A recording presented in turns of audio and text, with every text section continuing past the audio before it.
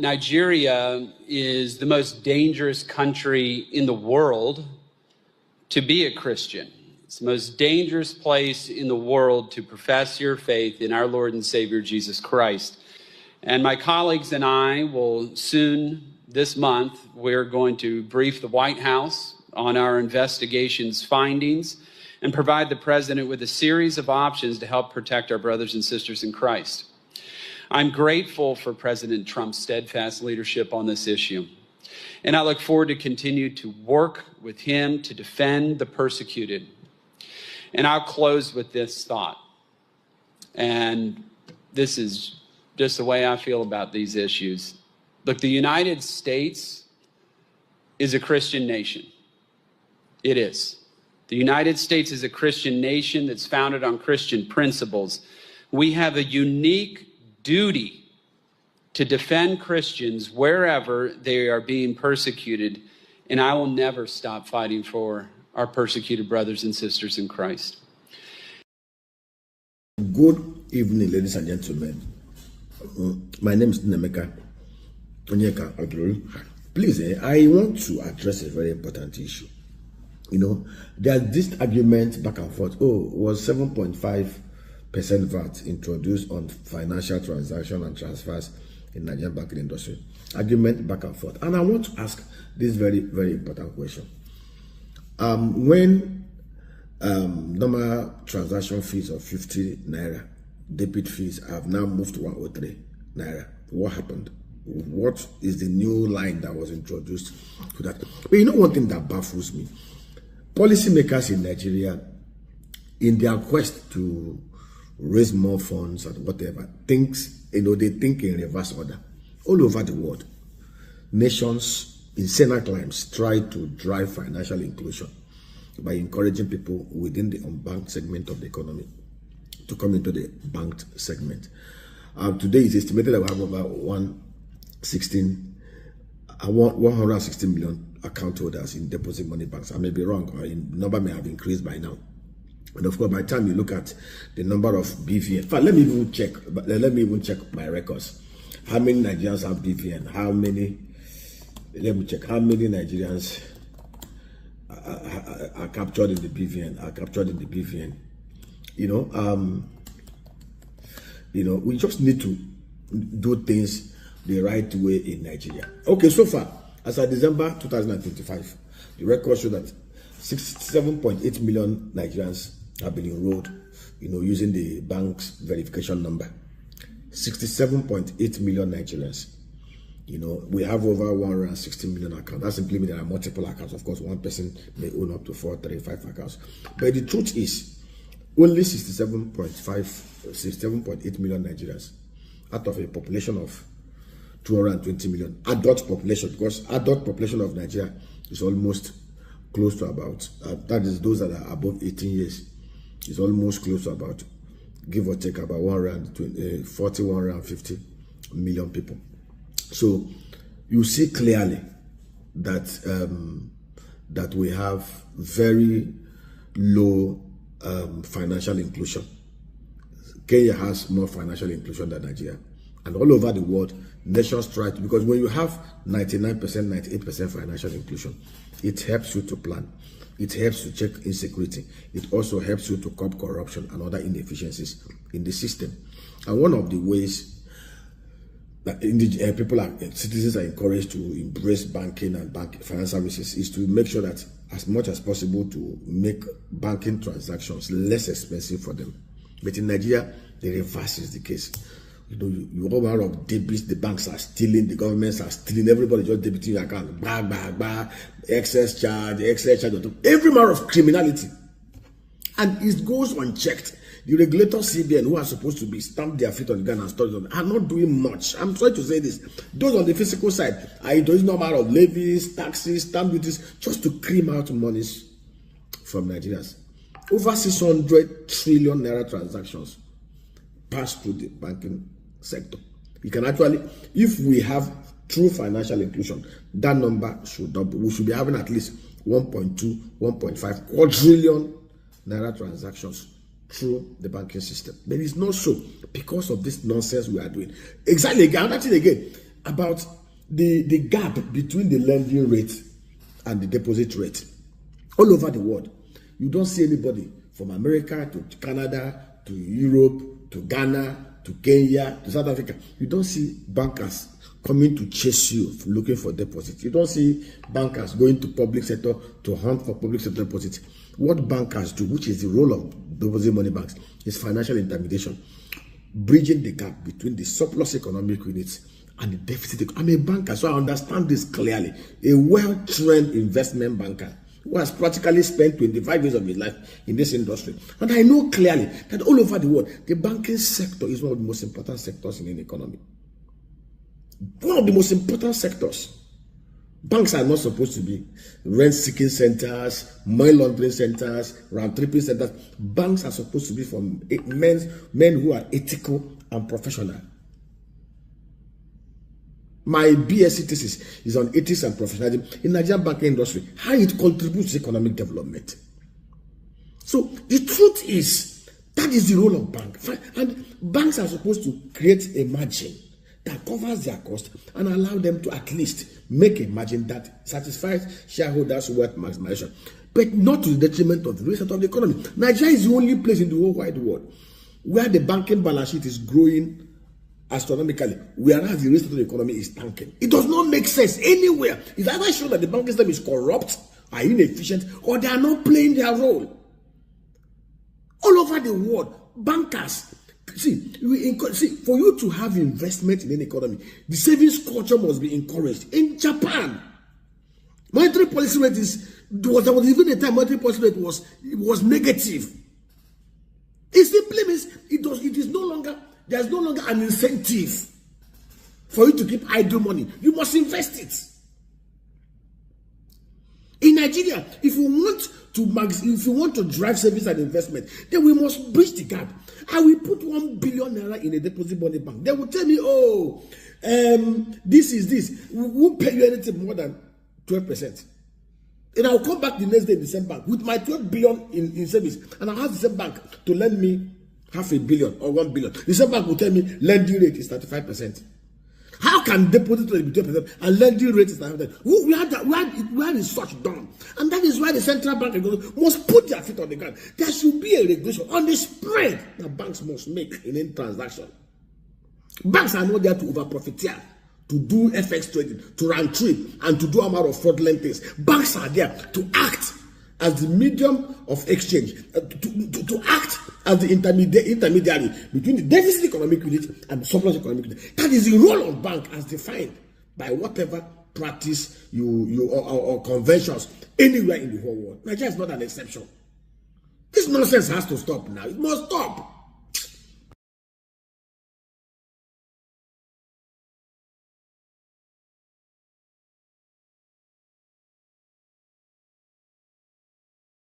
Daughters of 81-year-old President of Uganda, Yoweri Museveni, are today celebrating in Kampala and other cities in the country after he won a record 7th term in office.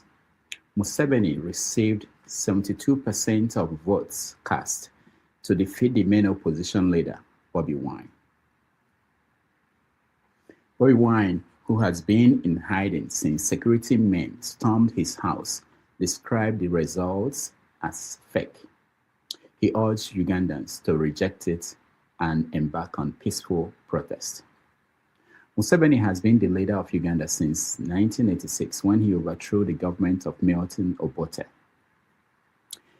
It is 8:30 p.m. in Kampala, Uganda, 6:30 p.m. in Lagos, Nigeria, and 12:30 p.m. in New York City. Wherever in the world you are joining us from, welcome to another edition of 90 Minutes Africa. My name is Rudolph Okonkwo. My co-host, Chido Onoma, is on assignment.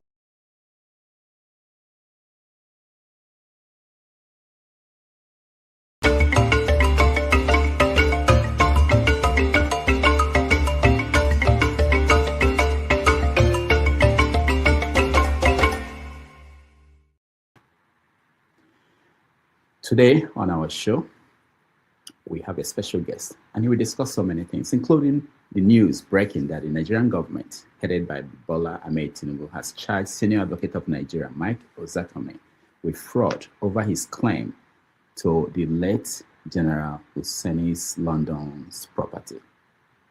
Joining us on the show today is Dr. Nnaemeka Onyeka Obiaraeri. Here is his profile. Sparkling excellence in all his academic pursuit.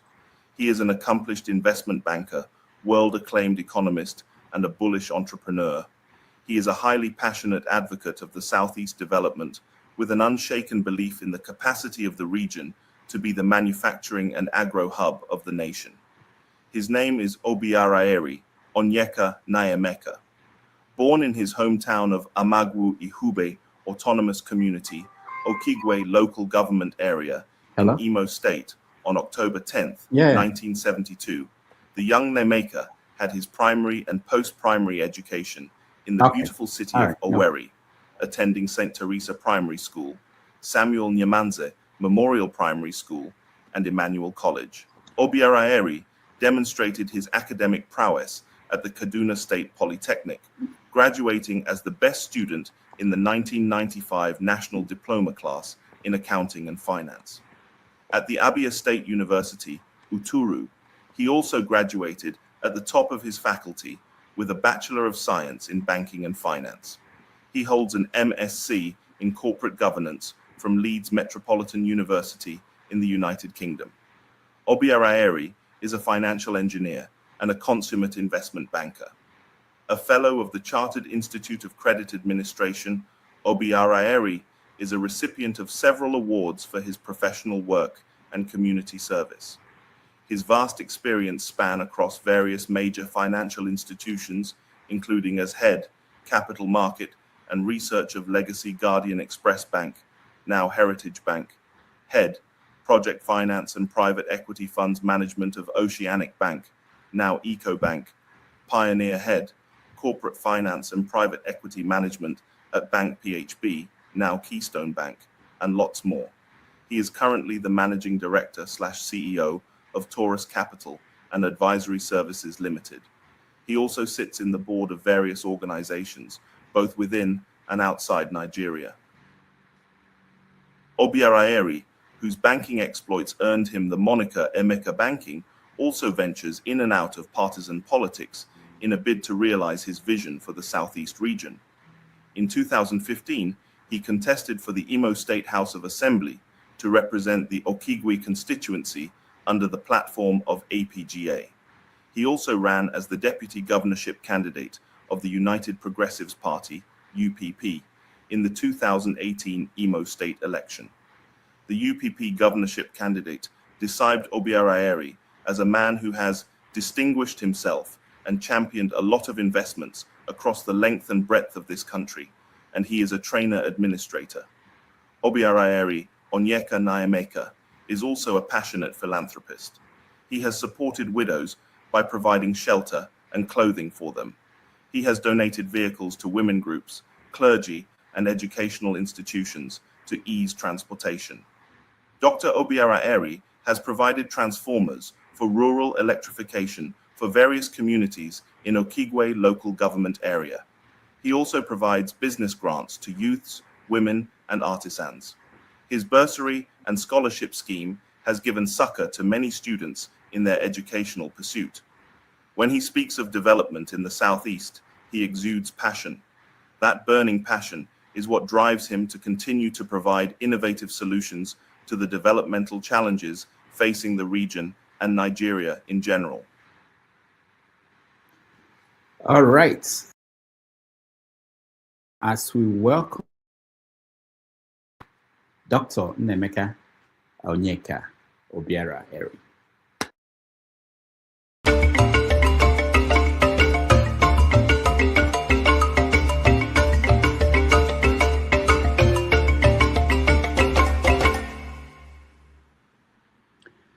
All right. Thank you, everybody, for joining us, and welcome to another edition of 90 Minutes Africa. Our guest is making his way to the studio.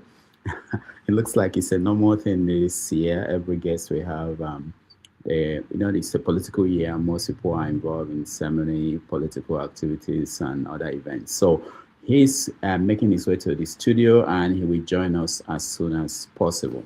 So again, thank you for being here. I want us to start the show, and whenever he joins us, we will have a conversation with him. And let me begin. If anybody wants to join me in the studio, you can join me through the link I shared. But there's something, a big story that is out there, and I hope some of you have seen it. It was published by the New York Times.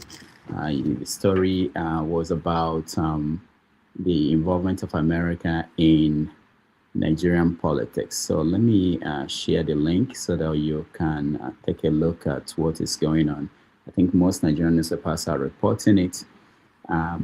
This is the story as reported by Sahara Reporters. Let's see. How unverified claims from Onitsha screwdriver seller influenced Trump's claim on Christian genocide, U.S. airstrikes in Nigeria. So it's a very interesting story. So the New York Times went to Onitsha and interviewed Nnaemeka Onyeka Obiaraeri. That's the name of the guy who is the founder of the International Society for Civil Liberties and Rule of Law.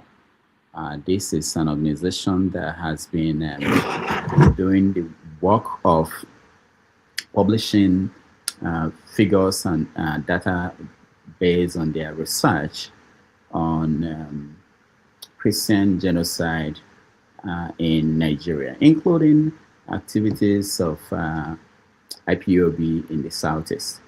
So the New York Times reporter went to Nigeria and interviewed him. They raised questions on the methodology he used to issue his reports. It's a very fascinating story. We will discuss that. The guy said he has degrees from National Open University of Nigeria. In some of the quotes in the New York Times story, he was asked about how he's getting his information. He mentioned sources like newspaper reports, secondary sources, advocacy groups. He basically puts them all together and comes up with his pronouncements. So quite interesting. A lot of people are heaping on this, and based on this, people are saying that the whole idea of Christian genocide has been debunked, because the main source of that story is someone who doesn't have a methodology that is supported by science. So that's a big story out there. We will get to that. I hope our guest today is aware of this story, because I want to talk to him about that.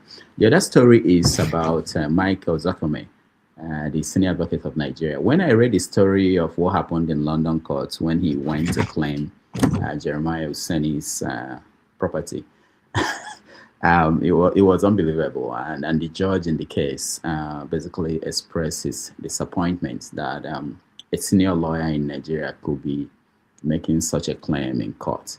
So today I'm surprised to read that the Nigerian government is charging him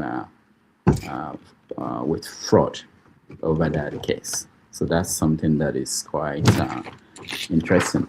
All right. So while we wait for our guests to come, Lagos traffic is in Lagos, and Lagos traffic is something else we can predict. According to him, he will have been here 15 minutes ago, but when I didn't see him, I told him I will go live, and whenever he's available, he can join us. So I see a few people in the studio. If you want to come on and have a chat with me, turn on your camera. Oh, all right. The guest is here. All right. So let's see. We are going to hold off everybody, and let's talk to the guest. He's here, and want to welcome him. Let me before we bring him on, let's see. Maybe we can play this again so that he will hear this. Sparkling excellence in all his academic pursuit. He is an accomplished investment banker, world-acclaimed economist, and a bullish entrepreneur. He is a highly passionate advocate of the Southeast development, with an unshaken belief in the capacity of the region to be the manufacturing and agro hub of the nation. His name is Obiaraeri, Onyeka Nnaemeka. Born in his hometown of Amagwu Ihube Autonomous Community, Okigwe Local Government Area in Imo State on October 10, 1972, the young Nnaemeka had his primary and post-primary education in the beautiful city of Owerri, attending St. Teresa Primary School, Samuel Nyamanze Memorial Primary School, and Emmanuel College. Obiaraeri demonstrated his academic prowess at the Kaduna State Polytechnic, graduating as the best student in the 1995 National Diploma class in Accounting and Finance. At the Abia State University, Uturu, he also graduated at the top of his faculty with a Bachelor of Science in Banking and Finance. He holds an MSc in Corporate Governance from Leeds Metropolitan University in the United Kingdom. Obiaraeri is a financial engineer and a consummate investment banker. A fellow of the Chartered Institute of Credit Administration, Obiaraeri is a recipient of several awards for his professional work and community service. His vast experience span across various major financial institutions, including as head, capital market, and research of Legacy Guardian Express Bank, now Heritage Bank, head, project finance and private equity funds management of Oceanic Bank, now EcoBank, pioneer head, corporate finance and private equity management at Bank PHB, now Keystone Bank, and lots more. He is currently the managing director/CEO of Taurus Capital and Advisory Services Limited. He also sits in the board of various organizations, both within and outside Nigeria. Obiaraeri, whose banking exploits earned him the moniker Emeka Banking, also ventures in and out of partisan politics in a bid to realize his vision for the Southeast region. In 2015, he contested for the Imo State House of Assembly to represent the Okigwe constituency under the platform of APGA. He also ran as the deputy governorship candidate of the United Progressives Party, UPP, in the 2018 Imo State election. The UPP governorship candidate described Obiaraeri as a man who has distinguished himself and championed a lot of investments across the length and breadth of this country, and he is a trainer administrator. Obiaraeri Onyeka Nnaemeka is also a passionate philanthropist. He has supported widows by providing shelter and clothing for them. He has donated vehicles to women groups, clergy, and educational institutions to ease transportation. Dr. Obiaraeri has provided transformers for rural electrification for various communities in Okigwe local government area. He also provides business grants to youths, women, and artisans. His bursary and scholarship scheme has given succor to many students in their educational pursuit. When he speaks of development in the Southeast, he exudes passion. That burning passion is what drives him to continue to provide innovative solutions to the developmental challenges facing the region and Nigeria in general. All right, let's welcome to the show our guest for today. Dr. Nnaemeka. Nnaemeka, welcome to the show. Thank you, my brother Rudolph. All right. Thank you so much. I know that you guys are busy in Nigeria today, this period. Everybody is moving around and politics is heating up. So we welcome you to the show. Thank you so much. Thank you for having me. All right. So typically we start with Africa because this is Africa-wide show. I'm sure you know that in Uganda, Yoweri Museveni has been re-elected for the 7th time. So he's been the president or the leader of the country since 1986.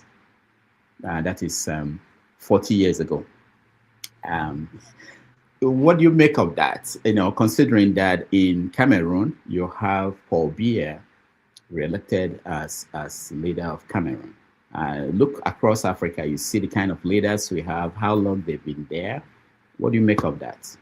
He was not actually re-elected. He installed himself into power, and that has been the problem with Africa.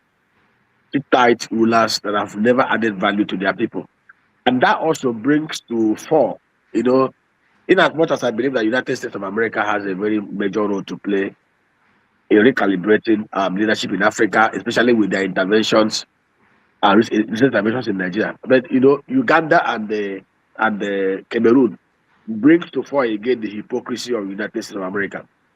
The hypocrisy is that in the US, you can't do more than 2 terms as a president.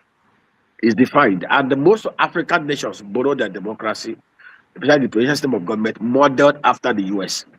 So one would have expected a so-called police of the world to make sure that every part of the world where such things are not being upheld, to at least see how they can support the opposition. But of course, you will see clearly. I'm very, very sure America will have congratulated him by now. Uganda had never been as, one of the worst things that happened to Uganda started in 1972 with the emergence of Idi Amin. Uganda was doing well. The Lebanese were there. The Asians were there until Idi Amin decided to chase them out of Uganda. And of course, from Idi Amin to today, Uganda had been on the backward trend, retrogression. So I'm not shocked. And it also brings to fore the challenges we have in Africa. I sometimes sit down and ask myself this question. And I say it, Africa deserves the kind of leadership that we have because we allowed it. If a majority of Ugandans decides today that Museveni will not be their president, they will have their way. Just like the chessboard. Today, Museveni has re-elected himself. I can bet you, if you look at the process that brought him back, flawed, discrepancies, irregularities, he has practically bought off all the issues of the state, and he's there. They are doing nothing since 1986, over 4 decades. This is the 40th year in power, with nothing to show for it. Somebody will ask, what of Lee Kuan Yew in Singapore? Lee Kuan Yew, yes, you could see where Singapore is. In 1965, Singapore was kicked out of mainland Malaysia because mainland Malaysia believed that Singapore was just a tiny island surrounded by the ocean, that below the ocean, and that would soon be swept away. And they didn't want to incur liability, so they kicked them out. Of course, they decided to rally around. As of 1965, Singapore had the interest level of about 52%. Today, Singapore has one of the top 4 strongest passports in the whole world. Today, out of the 5.5 million Singaporeans, 1 out of every 15 Singaporean is a US dollar millionaire. Singapore, with 5.6 million people, sitting on a landmass of about 721 square miles, which is even smaller than Alimosho in Lagos State, has more revenue, 3 times than Nigeria, has 3 times bigger GDP than Nigeria. And across the world, no Singaporean, you will never see any Singaporean queuing up in the UK embassy, US embassy to look for passport to go to the US. They don't even need any visa to go. They don't even need the visa to go to US or Canada or any other place. That is the power of benevolent dictator who is knowledgeable, who is smart, who is creative, and who understands what it takes to bring these people out of where they are from the 3rd world to the 1st world. So you will have expected these dictators in Africa to do the same thing like Lee Kuan Yew. But of course, Lee Kuan Yew was very smart, very educated, very knowledgeable, not corrupt. Most of what we have in Africa, from Uganda to Cameroon to Nigeria, are sick-tight dictators, corrupt leaders who do not even understand their left and right, very selfish, very wicked, who do not have anything like compassion, like mercy, like patriotism, just like we had in the First Republic under Michael Okpara, like Abafemi Awolowo, Nnamdi Azikiwe, and Ahmadu Bello. So what we have in Africa is so appalling, so painful, that Museveni has put himself back in power, and this also brings to fore the hypocrisy and the double standards of the United States of America, who I'm sure will have congratulated him by now. You mentioned America, and that brings me to the next topic I wanted us to discuss. You've been making videos about Trump, and what Trump is doing across the world. And I wanted to get your view on this situation, what happened in Venezuela. How do Okay, good. you see what Trump did there? Okay, good. You know, I believe so much in the sovereignty of nations. I believe that the sovereignty of nations should be respected at any point in time. But you and I, Rudolph, know that there is no sovereignty without the people. The sovereignty of a nation is the people. And it is the people who decide what defines their sovereignty. It is the people who come together to make up decide to proclaim or put together a constitutional framework, a grand norm that governs the relationship between the state and those that are within the state. Maduro, right from the time he contested elections, has shown clearly, just like we have in Africa, in part of Africa, Maduro was not elected by the Venezuelans. And I am very, very sure, just like in the US where you live, Rudolph, power belongs to the people. Irrespective of how strong a president is, he's still subject to the will of the people.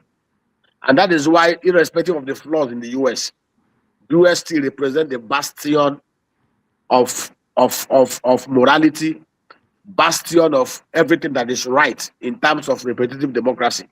I give you an example. Donald Trump became the president of US in 2016. In 2020, he lost the election. He claimed he was rigged. Despite the fact he claimed he was rigged out, he exited power. He did not sit tight. He did not call the military to execute a coup against the person that won the election. He gave way. In last year, he contested again. He won all the swing states, and he was sworn in as the 47th president of America. Now, without the people, there's no sovereignty. The role of government anywhere in the whole world, the number one role of any government is protection of lives and properties. Once the rulers of any land decide to introduce their own or killing their people, that sovereignty is no longer there. Your sovereignty ceases when you decide to turn the boot of the barrel of the gun on your people. That was what Maduro did. Now, I would take you back to 1970 because I always like to look back, because if you don't know, there's this Igbo adage that says, if you don't know where the race started beating you, you will not know where to take shelter or how to stop it. If you go back to 1970, I always look at 1970. And at 1970, Venezuela had a GDP per capita of about $1,248. 3 times the GDP of Nigeria. GDP of Nigeria as at 1970 per capita was about $359. The GDP of Brazil was around the same region. The GDP of Indonesia was about $79. It was even among the poorest. Today, the GDP per capita of Indonesia is about $5,000. The GDP per capita of Brazil is about $10,300. That of Nigeria is $888. Forget all the rebasing that they did. And Venezuela, about $1,500. What happened between 1970 to now is one of the things that I've shown clear, that Venezuela and Nigeria are examples of resource-rich countries that are cursed with the worst form of rulership over the last 50 years. The Venezuelans deserve better than better than they are getting today. Saudi Arabia today, with the third highest crude oil reserve, produce over 10 million barrels of crude every day. Average cost of production in Saudi Arabia is about $15 per barrel. Russia does 10 million barrels a day. Average cost of production in Russia is about $15-20 per barrel. There was a time in Nigeria we used to produce crude oil at average cost of about $5-7 per barrel. Especially in 1999 when Obasanjo became president. Venezuela has one of the lowest cost of crude oil production, between $15 to $23 a day per barrel. America has one of the highest cost of production in terms of crude oil. A barrel costs America almost about $60-65 because of fracking. Now, Venezuela has 303 billion barrels of crude, 17% of the global crude reserve. And remember, before Chavez emerged and decided to nationalize all the oil and gas assets in Venezuela, Americans invested heavily in extraction of crude oil for the fact tens of billions of dollars were poured in by American companies to help to extract crude oil from Venezuela. Tens of billions of dollars that were invested that helped the Venezuelans to grow their economy in such a very prolific way that by 1970 they were among the most prosperous nations in the world. Chavez emerged. He started to nationalize all these corporations, took out the investors that came into Venezuela. Court judgments were procured against Chavez. He never honored it. From that period till now, Venezuela has been on downward spiral. Now, somebody will have asked this question: is it right for a Donald Trump to intervene to remove Maduro? Right from the word go, Maduro had remained an illegitimate president who had turned the gun on his people, decided to wreck his economy, rather than focus on how he can work to deepen crude oil production in Venezuela. Sell the crude oil for the benefit of the people. He started to be stealing the crude oil, just like we are doing, having experience in Nigeria, and all manner of drug nonsense.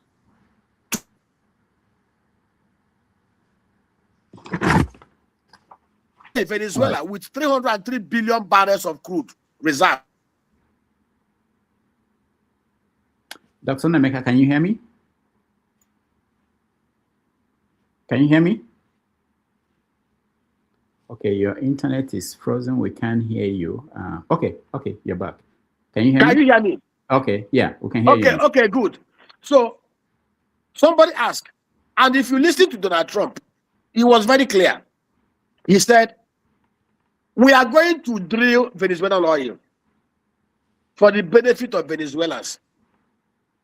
Venezuela, with the crude oil reserve they have, Venezuela, with the cost of production of crude oil that they have, low cost of production, Venezuela has the capacity to do at least 5 to 10 million barrels of crude production every day. Venezuela has the capacity to refine their crude oil at least 5 million barrels a day. But Venezuela has not been able to do this because over the last 50 years, no new investment has come in, no new technology has been introduced, because of the close corrupt economy that they've run under Chavez, Maduro, and the rest of the criminal leadership that have emerged over the last 50 years, just like we have had in Nigeria over the last 50 years. So one will expect the Venezuelans to now open their eyes and say, okay, Mr. Donald Trump, now that Maduro has been eliminated, let's work together. You have the best technology anybody can boast of. Bring those technologies into Venezuela. Help us to deepen our crude oil production to at least 5-10 million barrels a day. Drill the crude oil, collect your cost of production, sell the crude oil, and return the money to Venezuelans. If today Venezuela is doing 5-10 million barrels of crude every day, if today the Venezuelans can refine 5 million barrels of their crude every day, and the monies go to the Venezuelan people, not to private pockets of oligarchs and criminals, within the next 1-2 years, the Venezuelans will have a GDP per capita of nothing less than $10,000 per capita, because they just have about 4 million people within Venezuela. Look at Brazil. The Petrobras in 1970, 6 years after Nigerian National Oil Corporation. Today, Petrobras managing the Brazilian crude oil. Brazil has 15.5 billion barrels of crude, 40% of Nigerian crude reserve, proven. Today, Brazil does over 3.84 million barrels of crude production every day. And it costs about $45 a barrel to produce a barrel of crude from Brazil. Today, Brazil refines 2.4 million barrels of crude every day out of 19 refineries, 11 owned by Petrobras. Today, Petrobras produces and generates about $121 billion every year in terms of revenue.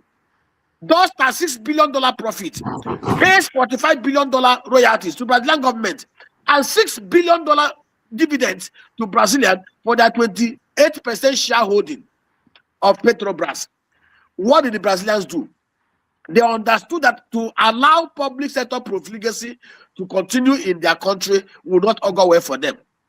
They decided to privatize 72% of their shareholding to deep-pocketed, technically savvy private sector investors, both local and foreign investors, opened up the system, listed the Petrobras on the floor of the London Stock Exchange, introduced efficiency and accountability like we have in Nigerian liquefied gas. And today, they are enjoying it. Look at Nigeria. Crude oil reserve, 37.5 billion barrels. And if we do more exploration, we can go up to 60 billion barrels.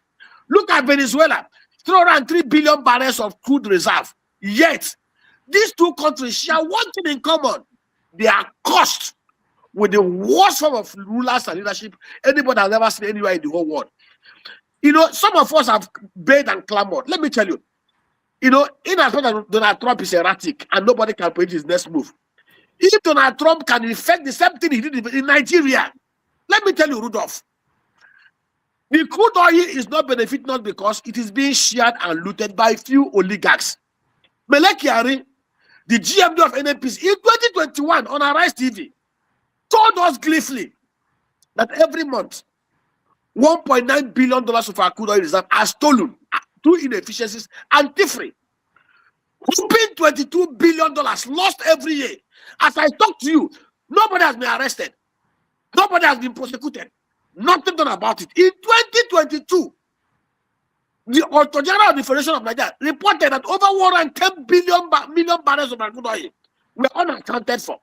Till today, Rudolph, nobody arrested, nobody prosecuted, no inquest.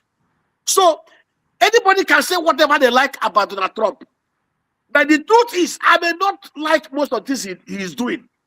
But on the intervention in Venezuela, he is spot on. And I also expect that if we are honest among ourselves in Nigeria, we will know that this country as it is today, are you aware that in 2010, go and check the record at CBN, in October 2010, from October 1 to October, go and check the record, Nigeria was doing 2.8 million barrels of crude oil and condensate every day. In May 29, 2015, when Jonathan handed over to the Dundee Buhari, Nigeria was doing 2.3 million barrels of crude every day and condensate. Today, we are barely producing 1.65 million barrels a day. Why? Don't do investment, don't do technologies. Most marginal field operators are closing up because if you drill 5,000,000 barrels of crude every day and put through the pipeline, it will be stolen along the line. We are paying 40 billion naira every year to private group to protect the pipelines. But we know what to do to stop the thievery. Saudi Arabia has 3 times more pipeline lengths than Nigeria. You will never hear anywhere in Saudi Arabia where they will tell that a barrel of crude was stolen. Same thing for Angola, same thing for Bahrain, same thing for Qatar. The only place you will see crude oil thievery is in Nigeria and Venezuela. And they share one thing in common: criminal, inefficient, compromised leadership. And of course, a docile population that have refused to see beyond their ethno-religious awareness. All right. You touched on so many things. I wish I had stopped you. First of all, I wanted you to clarify this. You said something like the sovereignty of any nation, that the country loses their sovereignty if they turn their guns on their own people, something like that. So where is it written? And is it the role of America to decide to take action when that happens? And are they doing it across the board or just selected countries that they are doing it? Rudolph, I highlighted the hypocrisy of the US. I highlighted it. And I gave you an example. If the US had been very, very consistent, Museveni would not be president of Uganda by now. Paul Biya will not be president of Cameroon by now. That is the hypocrisy of the US. But you know, I said this thing, that you have 20 policemen in a society that has 1,000 criminals. And the 20 policemen, overwhelmed by the number of criminals in society, decided, okay, they want to tackle the first 20 criminals. If you are very, very sincere and you are very, very honest, you will not say, there are 1,000 criminals. The 20 policemen must handle the 1,000 criminals at the same time. If the police are able to take out 40 of the 1,000 criminals, you have 960 criminals, 40 less. And that is where I support the actions of Donald Trump in Venezuela. And I say to you again, Rudolph, the sovereignty of any nation is the people. Without the people, there's no sovereignty. You and I know this. Democracy simply means the people come together and they say, okay, you know the origin of democracy in Greece. All of us cannot be in Abuja to make law in National Assembly. We have 469 members of the National Assembly, 109 in the Senate, and the rest in the House of Rep. We have a man who sits at rock as Mr. President. And these guys sit there, not on their own. They sit there as servants. They sit there as workers, serving for the benefit of the 220 million Nigerians. At any point in time, these guys decide to do things that does not conform with the wishes and the will of the people. The sovereignty ceases. And I say it with every sense of responsibility. I give you an example. If 10 of us in a group decide, okay, we want to make Rudolph our president. Rudolph, this is your role as defined by our constitution. And for whatever reason, Rudolph decides to go rogue and decide to go contrary to what 10 of us agreed. And then rather than quit when we say we've had enough, decided to bring in militias and bandits to tie all of us down. As long as Rudolph is still leading there based on his whims and caprices, he is no longer our leader. He's just there because he has been able to buy up all the interests of the state corruptly to remain there. And I say again, democracy simply means government of the people, for the people, and of the people.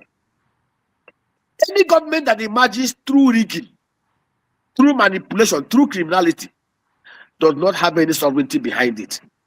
Why do you think America today remains the bastion of democracy? Trump lost in 2020. He walked away. He came back and contested in 2024. And he won. Biden did not say, okay, and of course, you know that Biden have never loved Trump. He hates Trump with every passion. If Biden was to be an African president, he will have another election. Or he will have found a way to make sure that Trump does not emerge or is sworn as American president. But because he respects the constitution of the US, because you understand that the will of the people have been expressed when he got majority of the popular votes and the swing votes, he allowed the striding to go on. And that is what we are saying in Africa. And let us tell ourselves, all of us can say whatever we want. We know within us, we know, all of us have a conscience. Maduro never emerged as president of Venezuela. And rightly, he was removed. We are approaching 2027, and it's a everything. All of us must be very, very careful. 2027 is not going to be like 2023. I'm telling you of a truth. 2027 will make or mar Nigeria. 2027, if they decide to repeat what they did in 2023, it will be to your tent, O Israel. Thank you. All right. We have so much topics to touch on. We've not even come to Nigeria. So if you can help us make 2 minutes for each answer so that we can get to many of them. Okay. Before we leave the international scene, let me just get your view on this. You talked about Venezuela and how their economy went from the 60s to what it is now. Do you think that sanctions had something to do with that? Because people have said, the way you analyze things here, people have said that if you look at Cuba in 1960, and Cuba and Miami, that Cuba and Miami were almost the same, in the 60s. But if you go to Cuba now, it will be like you are in a different century compared to Miami. Do you think that sanctions, and you can go to Africa and look at Zimbabwe, what happened to Zimbabwe after sanctions were imposed by the West? Do you think that's a factor in what happened in Venezuela? Rudolph, what brought about the sanction? You see, we need to be very honest with ourselves. Chavez became president of Venezuela, decided to nationalize oil and gas assets of American companies that poured in tens of billions of dollars to help the US to develop the oil and gas sector. If you are American president, what will you do? Will you allow him to get away without doing everything possible to get him to reverse course? It's a question that is left. Are you aware that reasons why investments are not pouring into Nigeria is because of the lack of transparency, opacity, and criminality in the system? And I want to remind us, in 1965, the first refinery that was built in Nigeria was built by Shell BP. When Obasanjo became president, Obasanjo called Shell to come and take over the refinery that they built in 1965. The ones Obasanjo built in 1979, 1976, 1979. The one that Babangida built, Train 2 in Port Harcourt, Shell refused. The same Shell in South Africa that has no crude oil, with Chevron and Total, has refineries with combined capacity of about 5,000 barrels a day. Why do you think Shell refused to build refineries in Nigeria? Because they know clearly in this country, we have no respect for law, we have no respect for rules, we have refused to liberalize and open up the market for transparency and accountability. Shell refused. That was what happened. See, because there's always actions and consequences. If Chavez has not nationalized assets that were invested in this country by American companies, there wouldn't have been any sanction. And if there was no sanction, and of course, by the way, he embraced communism. Communism simply, he was aligned with Russia. How come that in all the period that was American sanction, that Russia did not go into Chile, Venezuela, to bring in technology, to help them to ramp up productivity to the level that Russia has today? Russia is doing 10 million barrels a day with less crude oil reserve. That is why sometimes when I look at people that say, oh, China, Russia, they are alternative to America, I laugh. In Nigeria today, our gold and natural resources are being stolen by the Chinese and the oligarchs in the north. It's already alleged that they are funding the terrorists. The terrorists are offering them protection. America will not go to the north and be funding people to be killing Nigerians for them to drill gold. If America is to come to Nigeria to come and drill gold, they will do it the same way that Shell and the rest of them did when they came to Nigeria. The Shell and Mobil and Chevron that came to Nigeria to drill crude oil, did they arm the natives to kill the indigenous people so that they can drill their crude oil without paying for it? They never did the same thing. So when I see people talk about China, talk about Russia, I get worried. I get worried not because Americans are sent. I get worried because from experiences, we have seen what they've done. The problem we have in the north today is championed by China. Gold worth billions of dollars are stolen annually from northern Nigeria. And I've made this case.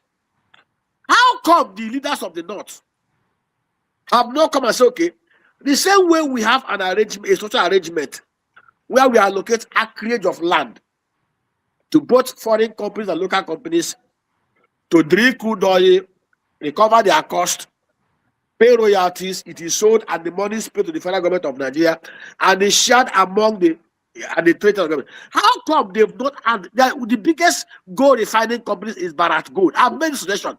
If the North are sincere, if Nigeria is very sincere, by now we would have invited a Bharat Gold or other companies. That's okay. Today we have proven gold reserve from Osun State to Zamfara to Sokoto and other rich minerals. We even have rare earths in the north. How come we have not said, okay, enough is enough? Americans come into the north, come and help us the same way you have helped us to drill the crude oil. Bring in investors and companies so that we can drill our gold and our bauxite and our lithium and our rare earth and bring it into the federal account so that it can be shared nationally. But they know what they are doing. So today, there is death and misery in Nigeria and in the north because of these Chinese influences. How come the Chinese and the Russians did not help Venezuela with a crude oil reserve of 3.3 billion barrels to ramp up their output with their own technology, just like the Americans did when they came in before 1970? It's a question each and every one of us will ponder on. All right, thank you. Before we go, because you talked about America, and today in the news, if you look at international news, you see that Europeans are panicking because Donald Trump is threatening to impose sanctions on 8 European countries who went to have a military training in Greenland. And he's saying that after the 10% sanction that will start, not sanction, tariff that will start from February 1st, that it will go up to 25 in June. And this is the new America. And we brought you here to talk about the new world order under Trump and how it will impact Africa. So when you look at this new America, trying to develop, encourage a conflict with NATO allies, how do you see this new America? Because if the Europeans are protesting on the streets of Europe saying that America should not bully them, that they believe that Greenland should be free to decide what they want to do with their own their country, that they shouldn't be forced to be part of America. How do you explain this America to a Nigerian who is worried? I totally believe that the Greenlanders should be allowed to determine their fate where they belong to. I am in sync, and I don't like the bullying antics of Donald Trump towards Greenland.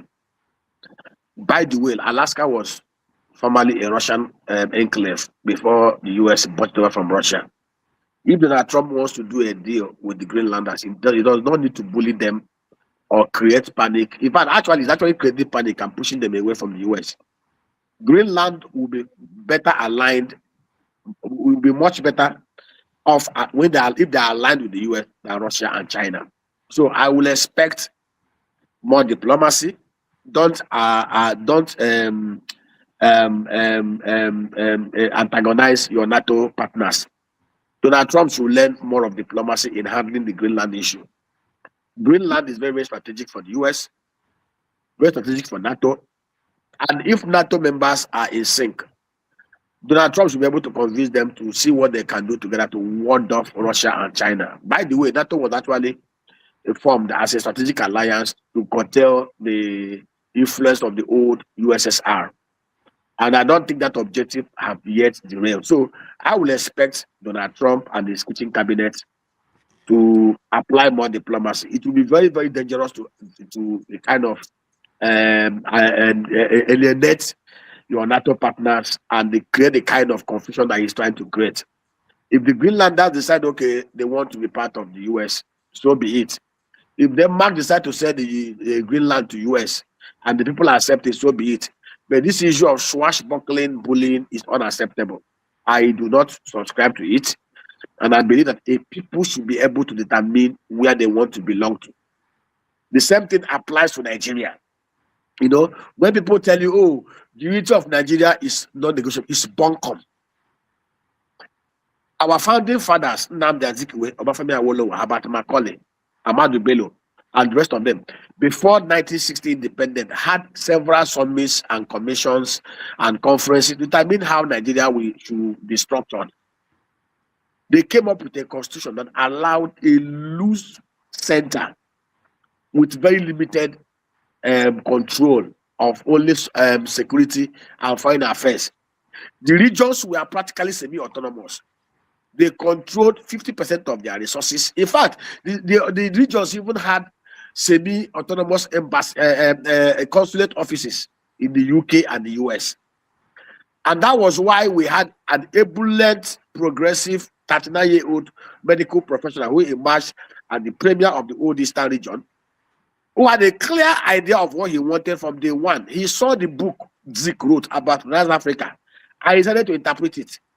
In 7 years, he built the fastest economy in the whole of the Commonwealth. In 7 years, he built one of the strongest and smartest security forces. When they were looking for police people to go and make peace in some of the Central African Republic that were in turmoil, they did not ask for Nigerian police. They asked for the police of the Old Eastern region. Dr. Michael Ihodo Karabara. His revenue waterfall was bigger than that of any other region in Nigeria. And they had one philosophy: provide affordable food and health care and education to every individual of the Old Eastern region, which today is made up of about 9 states. Anybody who tells you that the sovereignty of Nigeria is not negotiable is a liar, is a fool, is a thief. We need to sit down and reorganize it. Let me tell you, and I've said this thing: sovereignty belongs to the people. And that's why I get angry with those who purport to lead us from the southeast. Rudolph, if you are to conduct an opinion poll in the southeast, I will tell you without missing word that 80% of Nigeria, those from that region, will demand to leave Nigeria. Why? Because they are not with in any region that have shown that they believe in Nigeria. And they are the Igbos. I'm addressing you here from Banana Island, Ikoyi, Lagos here. 70% of the properties are owned by Igbo. These are people that came in, saw a swampy area, reclaimed it, and turned it into one of the mega residential areas in Nigeria, where a square meter of land, a type of plot size land, is selling for 3.8 million naira. Yet, somebody will emerge governor, rather than see what he can do to empower these people to do more, he will want to alienate them. And I can tell you the truth. Greenlanders should decide what they want to do with Greenland. It is not for Donald Trump or anybody to determine for them. The same way, a time has come in Nigeria for the indigenous people of Nigeria to sit down and rework Nigeria back to the founding foundation of this country. Awolowo, Tafawa Balewa, Nnamdi Azikiwe, Ahmadu Bello, Herbert Macaulay, they agreed the foundation of this country and how it should be done. And I tell you the truth, the only thing that will make Nigeria to work is if we go back to that foundational, constitutional, and physical framework of Nigeria. As long as we have refused to redo the foundation of Nigeria back to what it used to be, I can tell you, a time is coming. Maduro treatment will happen in Nigeria. All of us will keep on crying. And it will happen very, very soon. Sooner than we are expecting it. All right. Thank you so much. We're going to take a break. When we come back, we are going to talk about some stories in the news today. We're talking about senior advocate of Nigeria, Michael Zakame, is being charged with fraud. Also, there's a story in New York Times. I don't know if you've seen it. The guy that started the International Society for Civil Liberties and Rule of Law has been featured in New York Times. He's called a screwdriver trader in Onitsha, who has been issuing reports that without the methodology being acceptable or being up to international standards. So we're going to talk about that. And also we're going to talk about the tax law, the new one that just started in Nigeria that will impact everybody watching. So let's take a quick break and we'll be right back with Dr. Nnaemeka.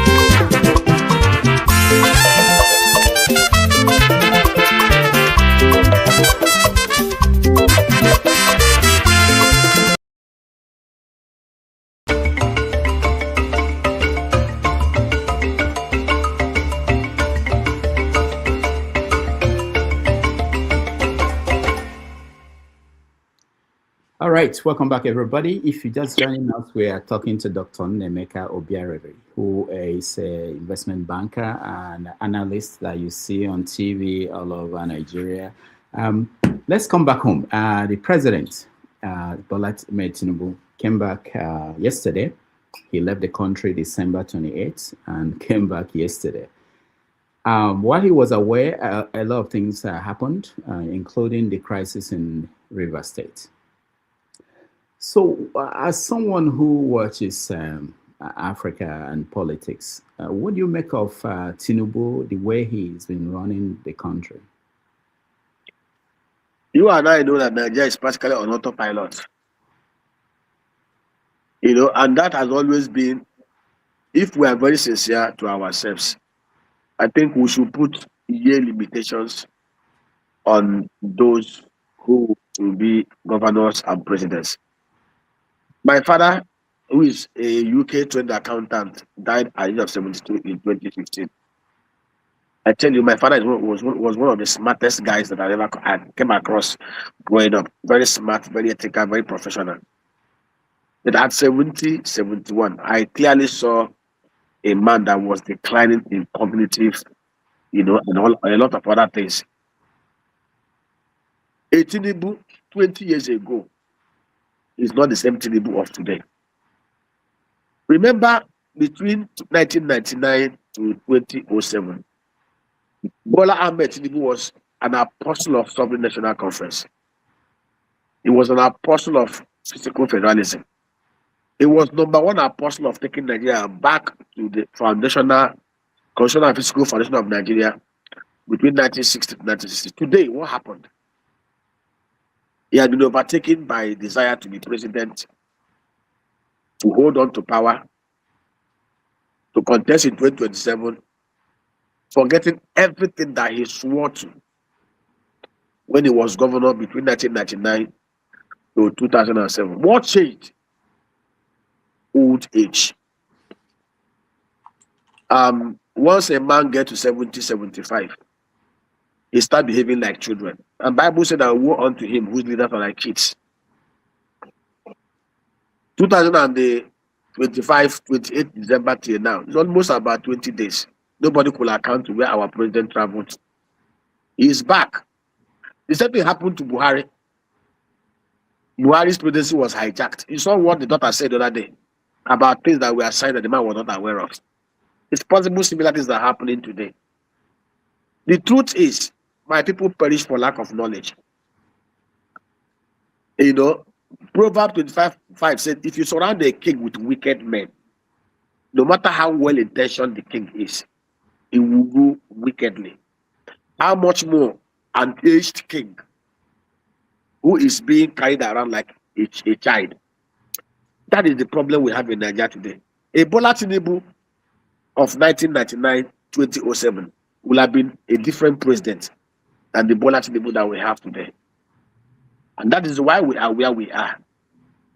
What happened? How come all the things he advocated? That was even the time he said he never believed in one Nigeria because of the nonsense that was happening in Abuja. Today, everyone around him, they are fixated with 2027. From Kogi State to Kwara State, even to Osun State, the bandits are practically taking over all the Yoruba areas in those states. Nobody in the presidency is saying anything on what can be done to restore normalcy and to crush the bandits. Everybody is talking about 2027. The governor of Zamfara State, Dauda, was very clear. Dauda Lawal, a former ED in First Bank, he said clearly, they know where the bandits are. They know who they are. They know who their sponsors are. And Dauda said, we write political will from Abuja that we can crush the bandits in 2 weeks. American strikes demonstrated clearly that we know where they are. How come the Americans were able to strike? And it was more than over 150 local water agents were killed. But yet we have our police and our army and our air force. We bought 10 Tucano jets from America, yet these guys are roaming free. Nobody's stopping them, and they're busy killing and conquering and destroying cities. Yesterday, a community in Sokoto State evacuated because Ujibelo threatened to annihilate them. This is the situation of Nigeria today. And as I'm telling you, Rudolph, the way it is going, there is no respite. It will grow from worse to worst. If not urgently is done. And the opposition, I must tell you, are not even serious. I must be honest with you. I expect by now, with what has happened here, P2B and the Atiku Abubakar and all them should be doing the same thing APC, AC, ADC was doing when they were marching. Jonathan increased fuel price from 65 to 98. They occupied the data for 1 week. Today, Nigerians are suffering more. I expect the opposition leaders to do more other than Twitter posts and other things. To be on the streets, leading the demonstration for this nonsense to end. People are being killed every day. People are being murdered. All they are interested is scheming, manipulation. Look at River State. One drunk card will never allow any peace in that state. And this is allowed to happen. And somebody will come and tell you, we have sovereignty, we have democracy. What we have there is not democracy. What we have here is anarchy. Okay. Let's clear some few stories in the news that are very important. I mentioned the New York Times story today that is trending all over. It's a story of the organization called the International Society for Civil Liberties and Rule of Law. Do you know them? No, actually. You don't know them, but have you seen the story? No, actually. Oh, you've not seen the story? No, I've not seen it. Okay. So I'll give you the basic premise of the story. This is the story that this organization led by the name of the founder is Nnaemeka Onyeka Obiaraeri. Is based in Onitsha. He runs the organization from his home. According to the New York Times reporter who went to Onitsha and interviewed him, he's a screwdriver trader in Onitsha. But he said that he has a degree in security studies, peace and conflict resolutions from the National Open University in Nigeria. So he runs this NGO where he gathers reports data from different sources and publishes. And they found out that US lawmakers, even President Trump, bases their decision to come to Nigeria and intervene in Christian genocide on reports that this guy issues. I've seen some of his reports in the past. Most newspapers in Nigeria, they carry it. Though that when they tried to check on his modality, how he was getting these reports, it didn't meet the best standard. He said a lot of things. They questioned him. He would say, go and Google it. And he would say he has never been to the north. He has never traveled to do his research. He does it from looking at newspapers and looking online. So there is a question about that now in several media outlets and international circles about the claim that Christians are being killed or singled out based on what he's been reporting. So Rudolph, anybody who I don't care the reputation of the news media. It's an insult to our intelligence and our intellect and our sensitivity for anybody to say Donald Trump reacted and bombed Lukawara because of a report of somebody in Onitsha. Rudolph, America does not need the report of anybody from Onitsha or from Boko or from Zamfara to make a informed judgment of the actions of the US president. The American intelligence. That was something I told Seul Shani when Seul Shani was ranting about American sanctions on Nigeria and why South Africa was not sanctioned, despite the fact that Trump is claiming genocide against the world. I said, America knows what happens in the bedroom of the Sultan and Sheikh Hussein more than even Sheikh Hussein and the Sultan himself. It's an insult to our intelligence. It's an insult to our sensitivities for anybody to say Americans base their judgments on the write-up of somebody in Onitsha. America has, for crying out loud, America has, even among our political elites, most of them are CIA assets. Most of your governors, most of your political elites are CIA assets that pass information to the US. And for crying out loud, the woman that was beheaded in Kano, Margaret, the girl that was stoned under the false accusation of blasphemy, Deborah. Communities that were being sacked in the north. Benue State, a 99.99% predominant Christian state, they have 600 million standard people in IDP camps, chased away from their homes by fuller bandits who have never made any pretense of their intentions. What are we talking about here? Kawubara J, a chieftain of the APC, told us gleefully, you can Google it, that the APC imported these current fuller bandits from Mali, from Senegal, from other places, in anticipation that Jonathan will not hand over, so that they will create mayhem in Nigeria. Is Kawubara J dead? He's alive. And the bandits have refused to go. Go and check their footprints. Abacha, while he was alive, said something very instructive. When insurgency and militancy goes beyond 48 hours, those in government are complicit. Jonathan in 2014 was overwhelmed. Here he saw clearly that his security arrangement and his government have been compromised by bandits and bandits sympathizers. What did he do? He went to bring in South African missionaries.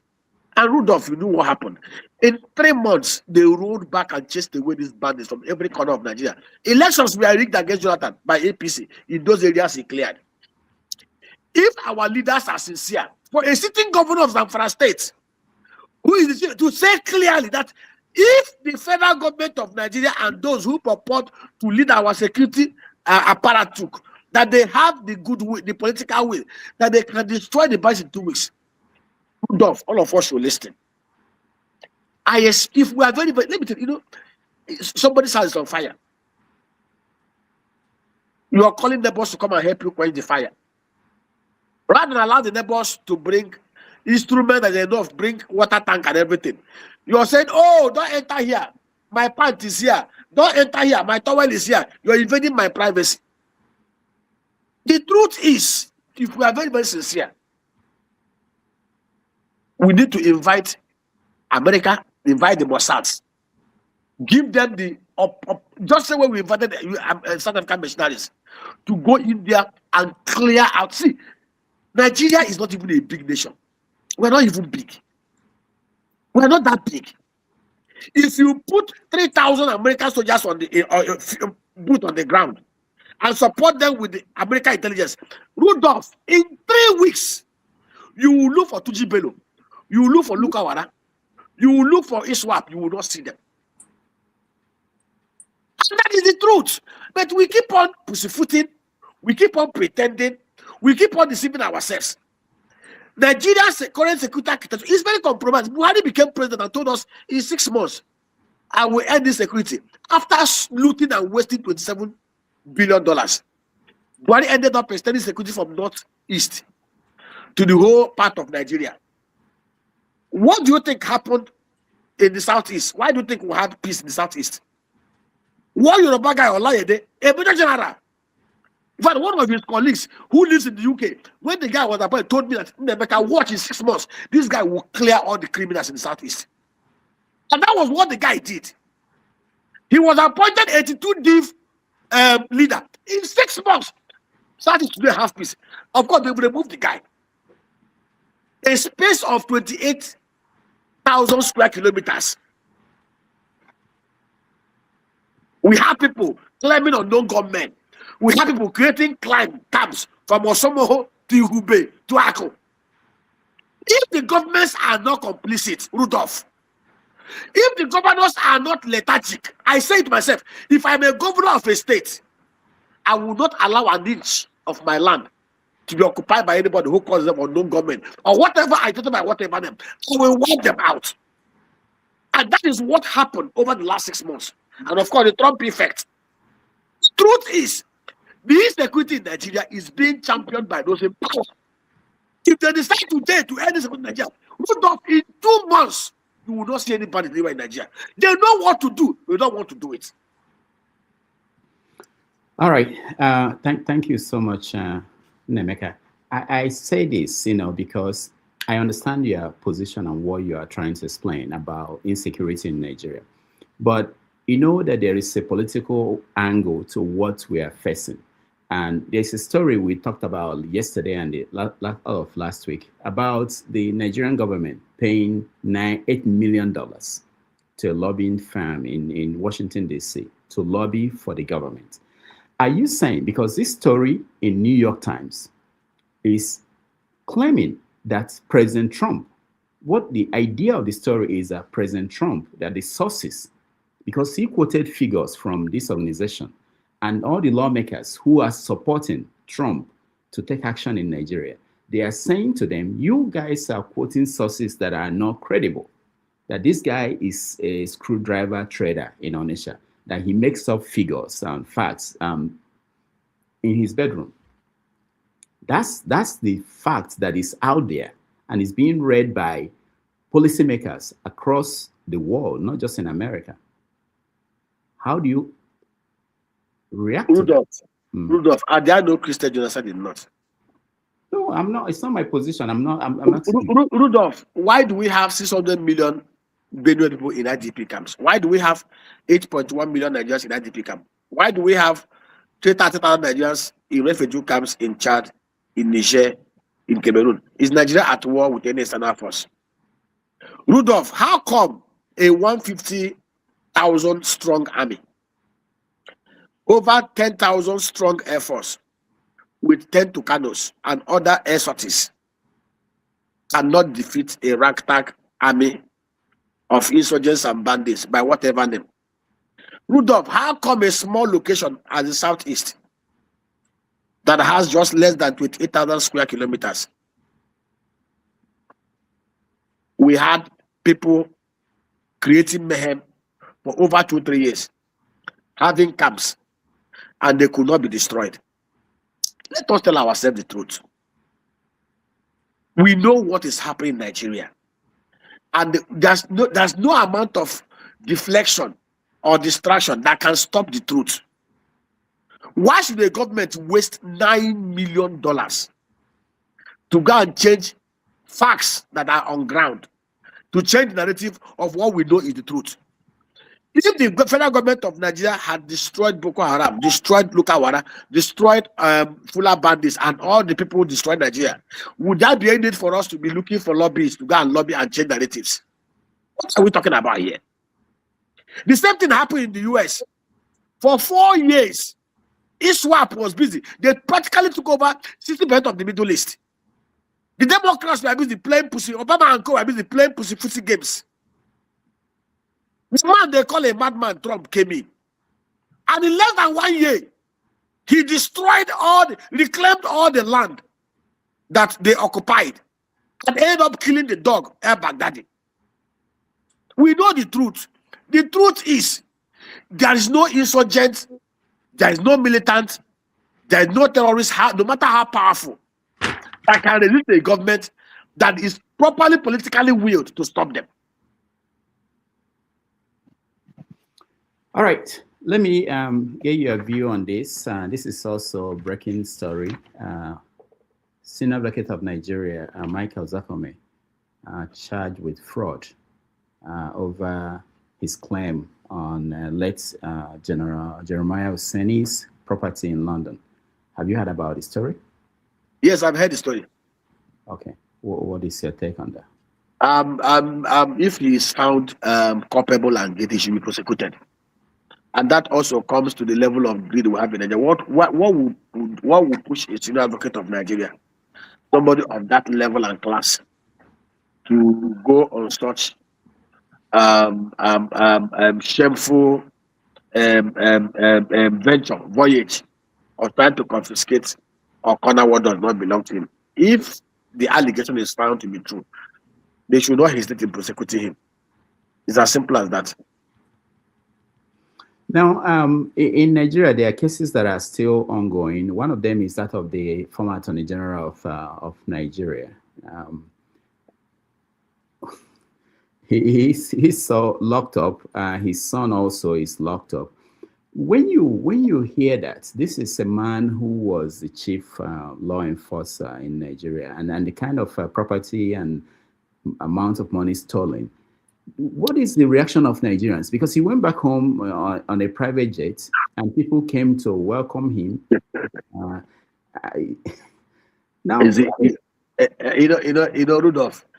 I want to believe that Malami was not the only person that worked in Buhari's cabinet, and I also want to believe that yes, I'm not holding brief for him, because when he was the chief law officer, he never respected any law, and I remember many times court orders were flouted and disobeyed by him. It was under his authority as the chief law officer that the house of the former CGN was raided for the first time in the history of Nigeria.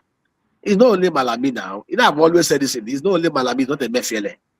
The stories are there. Richard Kassala became principal secretary to Buhari. Today, the guy owns owns an airline. He's in the UK now, hiding away. Billions of dollars stolen. He owns an airline? Rudolph, dig deeper. Let me tell you something, man. You see, what happened under Buhari is something that Nigerians should never wish again for this country. I was sharing with somebody, I said, why do you think Nigeria, when Buhari became president, the exchange rate was $199 naira to $1. When Buhari left office, it was $4.60 to $1 official rate, and then $6.50 parallel market rate. The arbitrage rate was so huge that they were around triple. Even some of the people that claim that they are very wealthy in Nigeria, they were part of the nonsense. That's why I have no respect for those who claim to be billionaires in Nigeria. They know what they are doing. Under Buhari's government, Nigeria generated over $680 billion from crude oil sales, from loans and borrowings, FX loans and borrowings, from remittances by diasporans, Nigerian diasporans, $680 billion. What left Nigeria by way of imports was about less than $500 billion. Net, Nigeria had over $180 billion. We should have had over $180 billion in our Federal Reserve. But basically, what happened was that most of these monies were stolen. When they were doing a lot of round tripping, FS was being allocated to people. And let me tell you, Rudolph, a lot of see, when I look at people, when they claim all this, they claim, oh, we built Nigeria, I laugh. Rudolph, some of them round trip dollar, they collected loans from CBN, subsidized rates. They collected loans, subsidized loans in single loans in Naira. They collected FX at official rate. They moved the money, over invoiced most of the assets they said they were bringing into Nigeria, moved the money out and brought it back and sold at the black market. They tell us, oh, we did project financing. We paid back 90% when the project have not started producing anything. We are not fools. I'm an investment banker of 25 years standard. I know what happens in this. I see things. I hear things. So the truth is, nobody should wish the Buhari can work in Nigeria. If Bola Tinubu is actually, and these people are actually serious, 95% of those who work in Buhari's cabinet should be under investigation. Most of them should be in Kirikiri. The other one that they alleged that they stole 80 billion. The one that paid $850,000 for his children to go to school eternally. The secondary school returned the money. It's not hearsay, Rudolph. The school where he transferred the money to, pressed by EFCC, returned the money back. They clearly accepted, we helped this man to launder money. Why is he not in jail? He's planning to go to Senate. Let's not stop deceiving ourselves. We know that if we want to fight corruption in Nigeria, let me tell you, if we want to fight corruption in Nigeria the way we want to fight it, 90% of those who worked under Buhari should be in Kirikiri. It's not only Malami, it's not only Mefele. But they only target those who they feel okay. Oh, these ones are he has joined ADC, he has joined SDP, he's against us. As long as you join APC, all your sins are forgiven. We are not ready. When we are ready to fight corruption, I tell you, if we are ready to fight corruption, 99% of the politics, even those who are in National Assembly everywhere, should be in Kirikiri. Let us keep deceiving ourselves. Malami is not the problem. Oh. Whatever they want to do, they should do to him. But I can tell you, there are 1,001 Malami today, even in the current government. So very soon we'll open this up and let people come in to talk to you. One of the sentiments you might hear is that based on what you just said and based on what they've seen, that there is no hope for Nigeria. You heard a lot. Do you still have hope? Rudolph, let me tell you the truth. The only thing that can save Nigeria as a country is if Tinubu will be humble enough to say, okay, even if he asks us to suspend the election for all this thing to happen, we'll allow it. We need to either we'll go back and fish out the 2014 confab report and recommendation and execute it, or we'll go back and pick the 1963 constitution, dust it up, adjust the regions from 4 to 6, adopt the whole physical governance, socio-economic, and constitutional framework. It's a parliamentary system of government, and then let Nigerians adjust to it. Anything outside this, we are just postponing the evil day. Let me tell you, I don't believe in party. PDP, APC, APGA, Labour, ADC, they are the same 5 fingers of one leprous hand. There is nothing different. There is no difference between. See, all you see, you're jostling around. There are only 2 governors in Nigeria who did not loot. One later became president. President Yar'Adua and Peter Obi. And if you watch Nigerian economic trajectory, the only time our economy grew the highest was under Yar'Adua in 3 years. Go and check the records. Nigeria had our economy grew the highest between 2007 to 2010. Despite the fact that he was sick. If Yar'Adua had been alive and was healthy, we wouldn't be where we are today.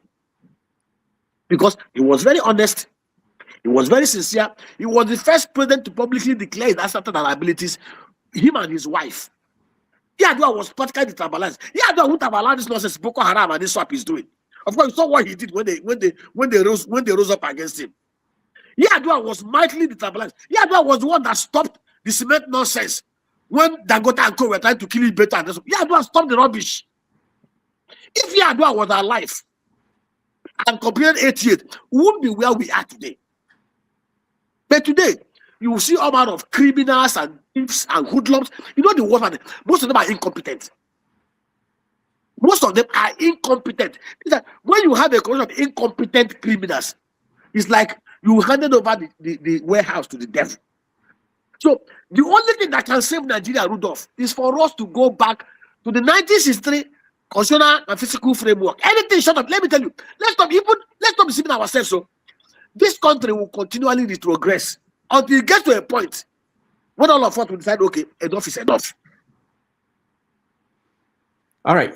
One last question from me. Let me show you this. This is what Olabode Ifeanyi, that's the name on Twitter, something experimented it.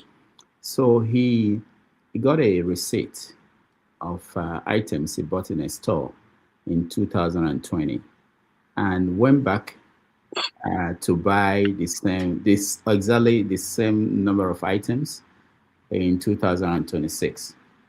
He spent 25,000 naira in 2020, and in 2026 he spent 147,000 naira, and it was based on his calculation 582% increase in price. So and he's now saying that if you're not making your pay in 2020 did not increase by 6 times, that you should consider yourself poorer as a result of this government coming to power. This is the exact items he bought, and the receipt in 2020 and the receipt now. Now, with this in mind, help us understand this new tax law. It's confusing to a lot of people who have even listened to the government. What is going on? What are we facing? What is the real thing going on? Rudolph, you don't tax poverty. You don't tax unproductivity. You don't tax misery. And that is what we are doing. You know, I saw, Loyede has tried to do everything to bamboozle his way through. He said, if you have a net income, You can only be taxed if you're making up to 800,000 naira a year and all those stuff. I laugh when I see this kind of nonsense. Rudolph, World Bank has a threshold. The World Bank poverty income threshold is out there.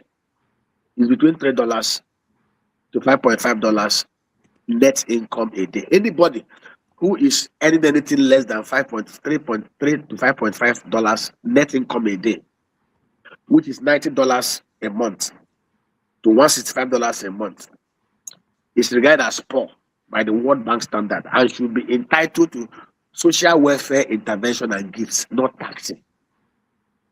Rudolph, in Nigeria today, if you convert this World Bank monthly income threshold, naira, it shows clear that anybody who is earning anything less than 130,000 naira to 240,000 naira a month is actually, anybody earning less than is actually poor and should be entitled to social welfare intervention and not tax. When you even roll it over to 1 year, we're talking about almost 2.9 million. Anybody earning 2.9 million naira in Nigeria should not be taxed. In fact, the person is entitled to social welfare intervention. So how Oloyede came about that if you're making 800,000 naira, you should be taxed is something that was fixed out of their. They don't think when they make laws and policies, they don't look at what happened around the whole world. And I want to come back to Nigeria. Rudolph, today in Nigeria, if you look at the records by NDIC, out of the 116 million bank accounts in Nigeria, of course, we have only about 7 million Nigerians enrolled in BVN, which shows the actual number of Nigerians out of a population, about 138 million. Only about 7 million people are banked. That shows you the level of financial inclusion in Nigeria. You cannot plan veritably when you don't have financial inclusion of at least 80, 90%. Not like in Kenya, we have financial inclusion about 87%. And somebody is asking, okay, out of the 116 million accounts in Nigerian bank, I got NDIC, only about 0.6% has 500 naira deposit inside it. 500 naira deposit about $330. So. And somebody is telling me, oh, what are you even taxing? Rudolph, I've taken time to say today, we currently have over 600 trillion naira transactions that go to Nigerian banking industry every year. And I believe so much that we can actually do up to 1.8 quadrillion naira if we're very sincere and product. I come from Southeast. When I see the GDP of Southeast and see what they are doing, I weep. Netherlands, with an arable land mass of 1.5 million hectares, less than 200 people from their agri sector generate almost about 122 billion euros annually from agri sector, agro value chain. From the Southeast where I come from, which is what we are pursuing passionately, with 26 million people at home based on the census, an arable land mass of 2.8 million hectares, we can actually do $200 billion revenue in the Southeast. Now, do you know what it simply means? Divide 200 billion naira dollars by the population. It will show you the level of GDP per capita that we can grow if we are very, very serious. If today, look at Brazil, look at South Africa. South Africa, in 2023, generated over $81 billion from taxation out of a national revenue of $1.6 billion. GDP per capita in South Africa is $6,000. Minimum wage is 330,000 naira. Look at Brazil. Look at Indonesia. Look at Malaysia. Our GDP per capita is $880. We are a massively unproductive country. What I expect these guys to be doing, what is tax? Tax actually rent, which people pay from their productive revenues. Today, they've made banks agents. And they are trying to say that if banks should be able to collect tax on their behalf. If banks are not able to collect tax, the banks will be liable. And I will tell you the truth. Most diasporans will stop moving money into the Nigerian banking industry. They will find ways of bringing money in. Because I cannot work in the UK and work in the US. I will work in South Africa. I will open a dorm account, another account in Nigeria. And I'll be transferring money to help reduce the effect of the poverty that this bandits created in Nigeria. And then somebody would ask, maybe he saw 50, 100 million pass through the account. Most of this money have been money sent to take care of people who are pregnant and could not pay for their hospital bill. It may be money spent to buy BP drug for an aged mother and other things, or to pay school fees for indigenous students. Then somebody will sit turn over 10 bank, collect tax. You know, in this level of insensitivity, what I expect this government to be is, okay, what do we do to catalyze productivity? We have an arable land mass of 64 million hectares. We have 72 million farmers, peasant farmers who are uneducated, who don't even understand anything about the technology, about the science of agric. They just depend on rain-fed agriculture to survive. No storage. We lose over 3.5 trillion naira every year to post-harvest losses.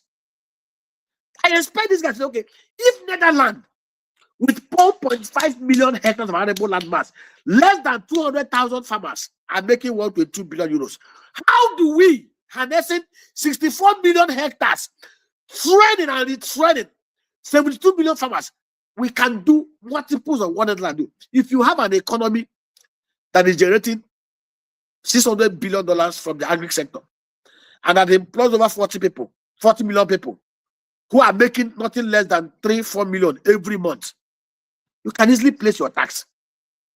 But they are not thinking about productivity. They are not thinking about anything that will enhance the welfare of the people. They are not thinking about how they can grow the GDP and the revenue base of Nigeria. All they are thinking is about how they can strip the poor, strip the diasporans, and do not the most unfortunate thing, Rudolph. It's not as if they're even collecting this tax, too easy to build roads. They're collecting it to loot, to go back to America to buy properties, go to Dubai, go to UK, go around the whole world. It's so shameful. But of course, most of their demented and disgruntled and misinformed followers abuse the clapping. It's so unfortunate. Before I let people in, last time you came here, there were a lot of people who reached out to me. They wanted to reach out to you about investment in the Southeast, and I don't know how that turned out. Can you give us updates about what the plan you had and what you gave us an idea of what I think you called it greenhouse farming or something like that. Rudolph, there's a guy from the US, fantastic guy. As I'm talking to you, the guy has done 60 hectares of palm plantations and is increasing it to about 100 this year. I give out shout out to him. As I'm talking to you, the guy has over 60 people employed in the agro park. What we are trying to do now is how we are going to intercrop the place with veggies to produce watermelon and other things that we are going to export into the UK, into Canada, into the US. He's a diasporan. He brought the message between Eche, a river state, Abia and a river state. The guy has done, as I'm talking to you, in less than 1 year, he has done 60 hectares. He's doing, let me tell you, Rudolph, it's a no-brainer. Michael Opara, my eternal mentor, between 1959 to 1966, under the Eastern Nigerian Development Corporation, created a land bank of 67,000 hectares and developed 67 acres. Michael Opara did over 27,000 acres of cocoa plantations. From Erei to Lonna to Ebariam to Ihe, you will see Michael Opara's footprint. In fact, in Ihe, Ohaji, Michael did 6,000 hectares of latex rubber plantation. If you go to Cross River, go to Uyo, you will see most of the cocoa plantations that Michael Opara did. And they had, as of 1965, Nigeria controlled 45% of the global palm oil market. Today, that market is $82 billion sized. And it's wanted to go to about $122 billion within the next 5 years. You know the most shocking thing? Indonesia and Malaysia came here in 1876 to pick the seedlings from the wild from Cross River State. And I said, see, Rudolph, it's a no-brainer. I have spoken to the governors of the Southeast. We have, Rudolph, we have 1,246 electoral wards in Southeast. I said, if the governors are sincere, without all this abracadabra they are doing, if we are to dedicate 30% of our land mass, Rudolph, which is 840,000 hectares. Rudolph, in the next 2-3 years, will be getting nothing less than $300 billion from the South. It's a very simple practice. Rather than looting the fact and the jack, tell the communities. I was in the US between December 22nd to January 2nd. I traveled I from New York to Newark to Ottawa to Calgary to Toronto. I met Nigerians, mostly in Igbo, and even some Haitians who trace their route to Igbo. And it's a very simple thing. It doesn't take any skyrocket science. In my own community where I come from, Amagi Hube, we helped survey the land, a portion of the land, 178,000 hectares, before the unknown government came in. I built a 20,000 liter per day integrated oil refinery. I spent 98 million to build it in my village, in anticipation that we are going to do this 178 hectares of land, new palm plantation. As I'm talking to you, that place, everything in that place was looted. They took the unknown government, these idiots claiming that they are fighting for independence. Everything, all that, everything I built there, they looted everything. They even collected all the zinc from the factory because there was no security. The government, and I said, very simple. The people are not empowered. Rudolph, in every of the electoral resources outside those in the urban areas, there's nothing we are doing that the Israelis have not done or the Dutch people have not done. In Netherlands, out of the 1.5 million hectares, they have 18,360 agro-pastoral dairy centers where they collocate ranchers and those who are into crop production. I said we can do the same thing in Alibo. The governors working with local government chairman, it's a no-brainer. Those in diaspora, the car unions. As I'm talking to now, we are doing hundreds of thousands of the cocoa, hybrid cocoa seedlings, palm seedlings, the types the WIMA group is using in Malaysia that they did in Cross River. We are doing the moringa oleifera, we are doing the plantain orchards. Now, do you know, very simple. If in every electoral ward, the governor tells local government chairman, work with these people, let the community donate 200 hectares of their land, mobilize their youth and women, clear the land, provide them with industrial borehole, about 2 or 3, because there is no irrigation, there is no agric without scientific irrigation. Then you don't even need to use one. Rudolph, China has 7 million hectares of bamboo plantation. From that 7 million hectares, they generate $74 billion annually. Outside the $22 billion they earn from carbon credit, because a hectare of bamboo sequesters about 60 tons of carbon credit. For every 200 hectares that the world people they donate, you use bamboo, over 30,000 bamboo to fence it on 2 layers. 30,000, 60,000. That one alone will give us tens of thousands of dollars in carbon credits every year. Do industrial borehole. Employ 100 youths from such communities. Train them as agro-rangers and give them pump action rifles to protect their community. Rudolph, leave the rest for us as a private sector investors. Once we do the soil test, any community that is ripe for palm plantations, we will do 200 acres of palm for them. If it is cocoa that is available for that community, we'll do cocoa for them. If it is moringa oleifera, we'll do it for them. And Rudolph, with security in place, as I'm talking to you now, I have 3 containers that we are clearing. Tractors and agro equipment that we brought in. Because our plan is in every of the electoral ward, we must have tractors, bulldozers, and agro mechanized equipment to support agriculture. And even haulage vehicles to move things from the farm into storage centers. Rudolph, if we do this, it's a no-brainer. Each community will be able to have at least 200 youth millionaires. Each of them will manage 1 hectare. We will have processing plants in each of these communities that will process whatever they're processing. Rudolph, in the next 3 years, based on scientific knowledge-based agriculture, fully mechanized and tech-driven, Rudolph would get nothing less than $100 billion from the southeast of Nigeria within the next 2 years. Michael Obama did it between 1960 to 1966. If the visionary Michael could do it at an age when we do not have AIs and robotics and the current technology we have, what is stopping the governors from? Somebody asked me, why not bring the private to do it? Rudolph, the guy who did 60 hectares of land.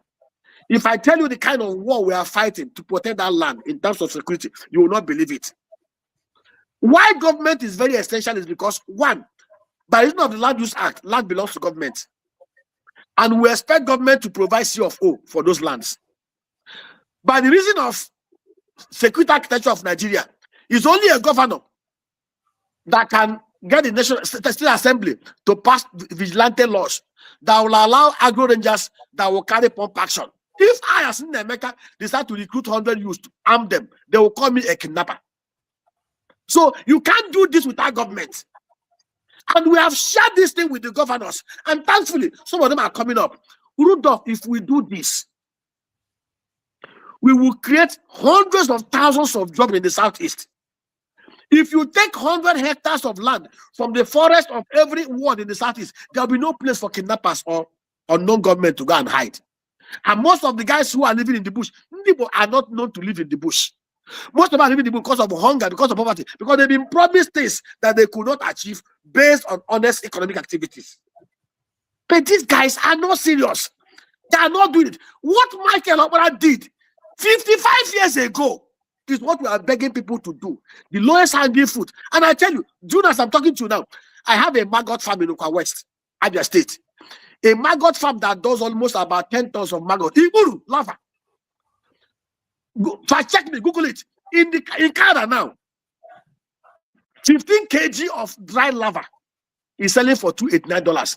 And Rudolph, I produce the same 15 kg for less than $6. But the problem is that we need to have people in government, people in authority. There are no certification labs that can help us process it, certify it, so that it can enter Canadian market. All we expect that if we have government that is working in all the embassies from Canada to UK to US, we should have commercial attaches and scientists who can actually help us to see how we can get all the certifications, all the things that will enable us to export this into Canada, into US, into UK. Nigeria and the South tick all the right boxes for us to create a mega economy that will make you very prosperous. But the problem we have is that we lack leaders in the mood of Michael Obama, in the mood of Ladeep Jokonde, in the mood of Desambakwe. What we have are motley crowd of criminals, political bandits, supported by some disingenuous, brainwashed, religious people who call themselves citizens. Wow. Thank you, Nnaemeka. Let's go to our panelists, people who have been waiting for you to finish the conversation with me so that they get involved. And so when I call you, please ask the best question you have so that we can get to as many people as possible. When we finish with this set, we'll take a break. If you are still available to talk to us, we'll get the next set. All right, let's start with you, Valhalla. You're first. Go ahead. Can you hear me? Yes. Good evening from here, from Nigeria, and thank you very much for gracing the program, Dr. Nnaemeka. I've heard your solutions and your analysis, and I think as it concerns how to, reproduce a policy and for it to bring out results in the grassroots, I think you've got that part very well. What I do not really get from your analysis is the fact that you gloss over geopolitical realities and how those realities affect, local security,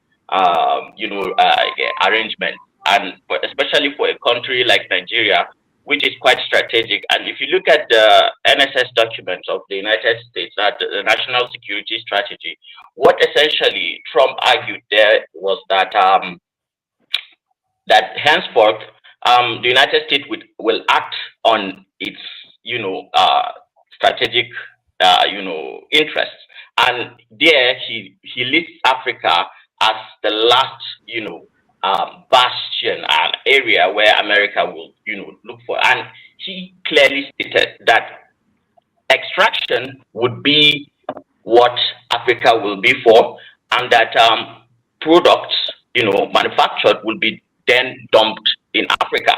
Now, what do you suppose is happening when you talk about,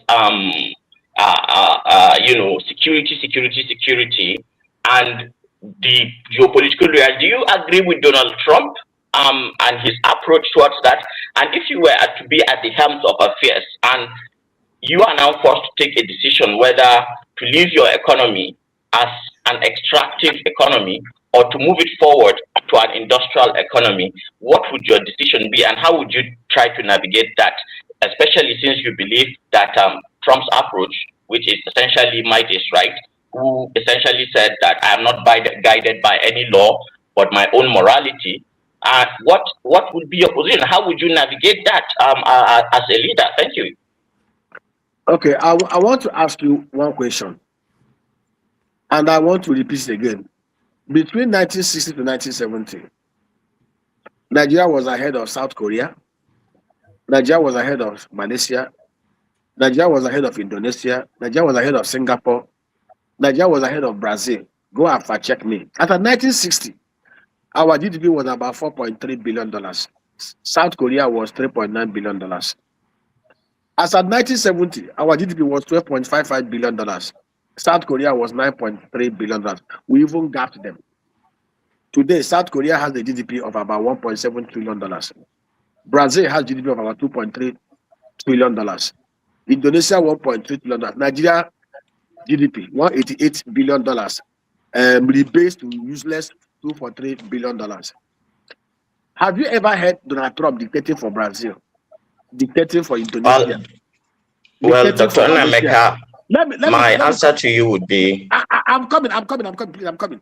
Have you ever seen Donald Trump?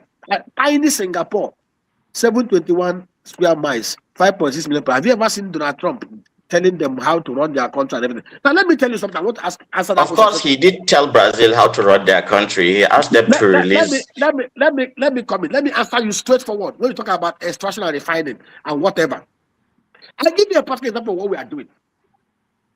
I deliberately set up. Let me tell you, I will give you example why America, if we are very sincere. Because, there's something about Africans that irritates me. We like recriminating. We like blaming everybody but ourselves. There was a time in this country when you don't need any visa to go anywhere. Carry your passport, enter any plane. America will welcome you. Britain will welcome you. What changed? I give you an example. I mentioned something we are doing. I have a rice mill in two places. I produce rice across the region, and I produce rice bran. I have a maggot farm. I will have simply produced the maggot, put it in cellophane, and export it as raw dried maggot to the US. I have a moringa farm, the best moringa species. The Kwashokon ones we have in the north does about 3 tons of seeds every year, 2 tons of leaf.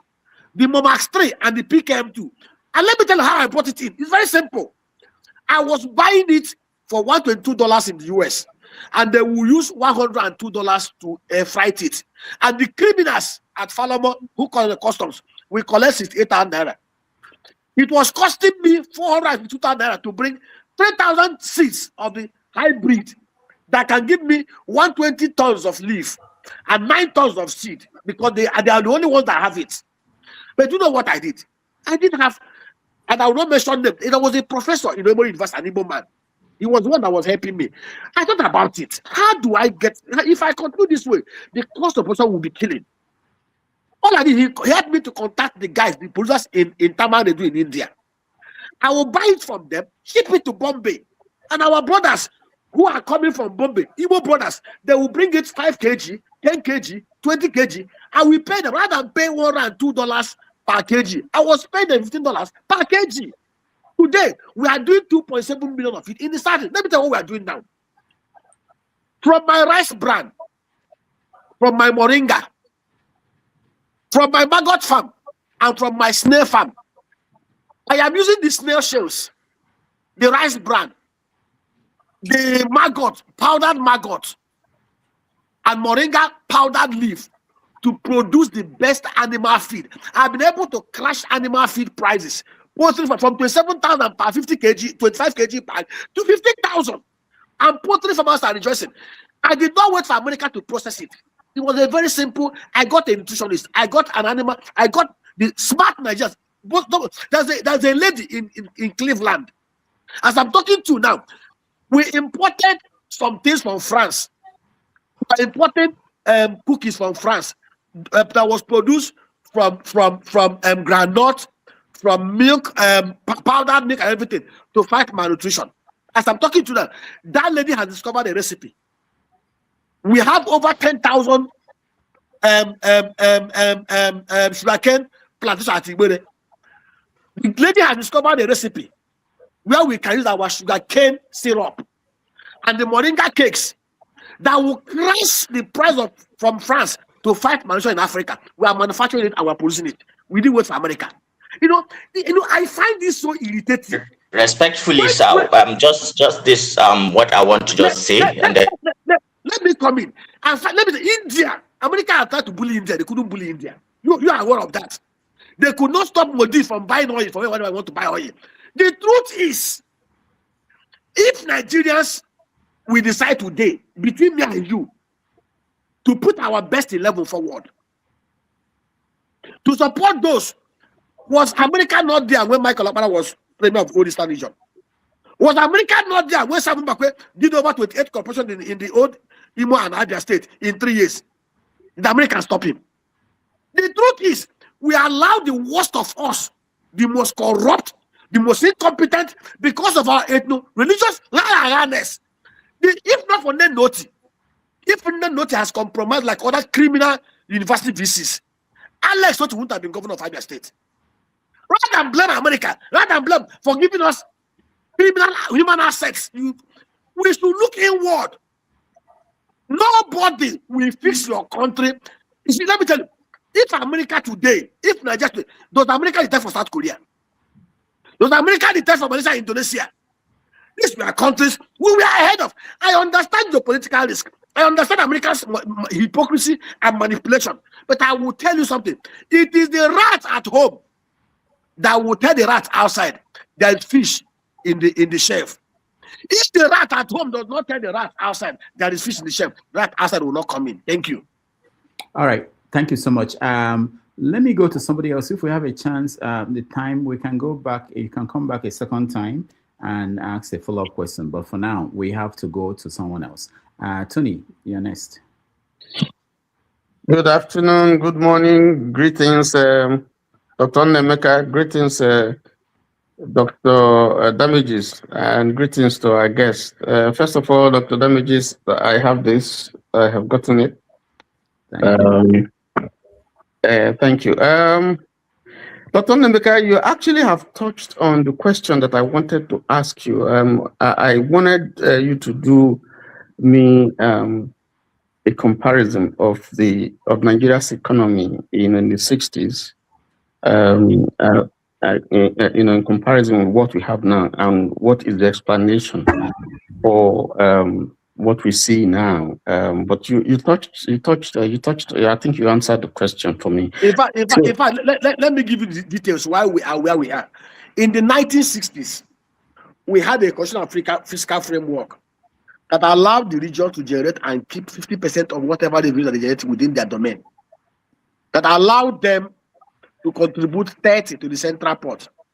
And only 20% goes to the federal government. And the exclusive list was limited to international affairs, foreign relationship, and security. That was why Ahmadu Bello decided, when the MPC won majority seats in the parliament, as leader of MPC, Ahmadu Bello was supposed to be prime minister. I hope you understand how parliamentary government works. But Ahmadu Bello never accepted to go to Lagos. He sent Tafawa Balewa to represent him. He stayed behind to build his beloved north. We had massive groundnut pyramids. We had cotton plantations. And we had massive textile companies in the north. In the west, till today, the tallest building in the pattern was built by Bafemi Awolowo using cocoa proceed. In the old eastern region, we had one of the most progressive, smartest leaders What did he do first? He first of all got an American company to help him develop a clear roadmap of what he wanted to do. Are you aware that before gas was used in Lagos to power industries in year 2000, Michael Okpara used gas to power from Michelin to other companies in Port Harcourt and Aba. Aba and Port Harcourt was the first centers to have gas-powered industrialization between 1960 to 1963. So all the regions developed at their pace. We had security. Each of them had their own regional police. You could enter Rumubu in the night and travel using your Bedford truck to Pambegua. Nobody will molest you. Nobody was looking at the crude oil because there was no crude oil then. Everybody looked inward to develop and harness their latent resources.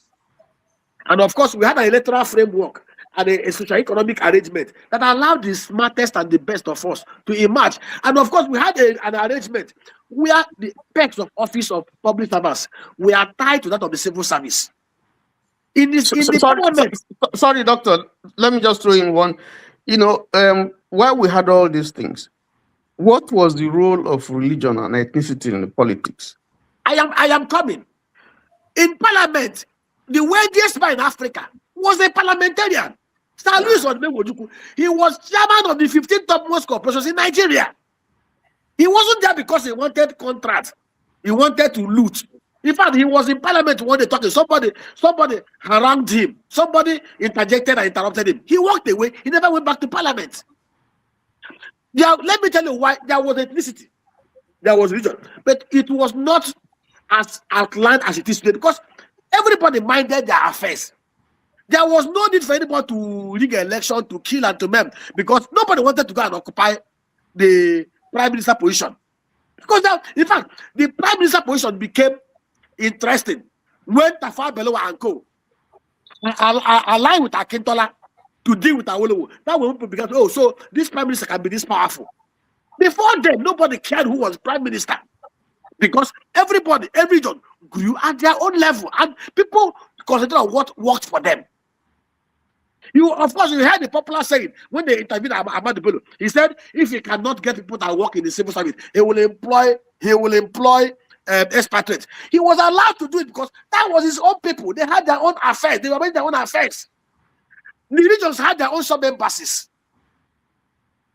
In Enugu, my mother does not need to come to Lagos to attend visa interview to go to UK or US. You go to Enugu, you will attend the interview, you will travel out.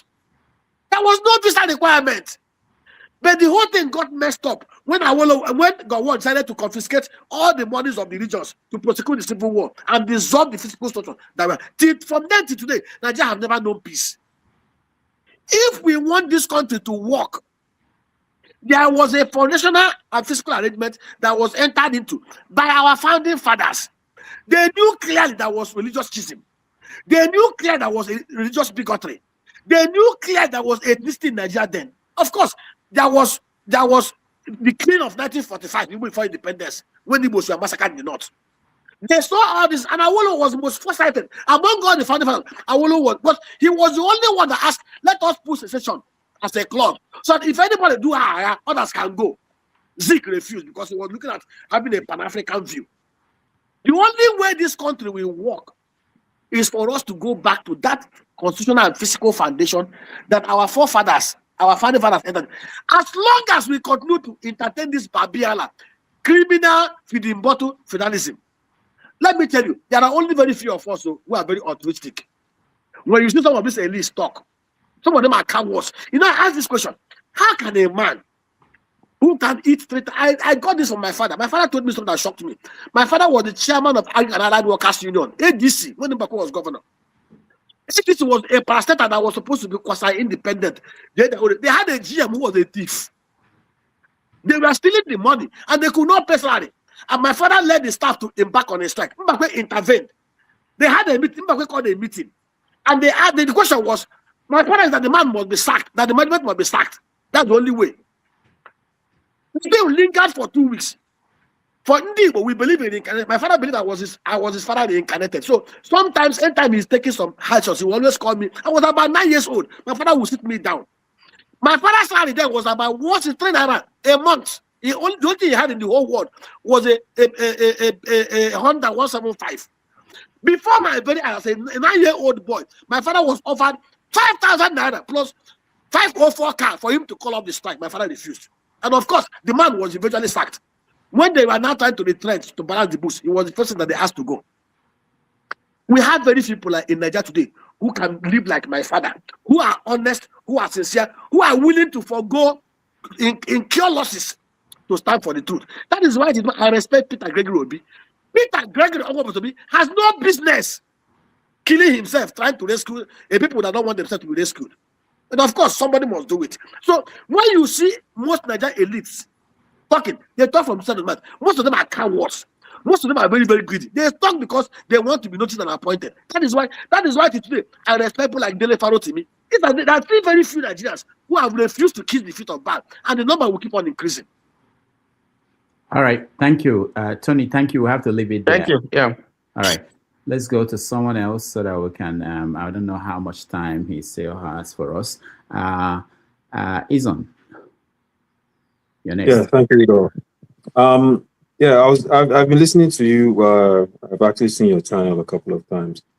And I think on your economic policies and your ideas regarding how to generate revenue internally, I think there's some really good ideas there, especially on the local government level. But listening to your analysis on Venezuela, it's either you're being disingenuous or you're misinformed.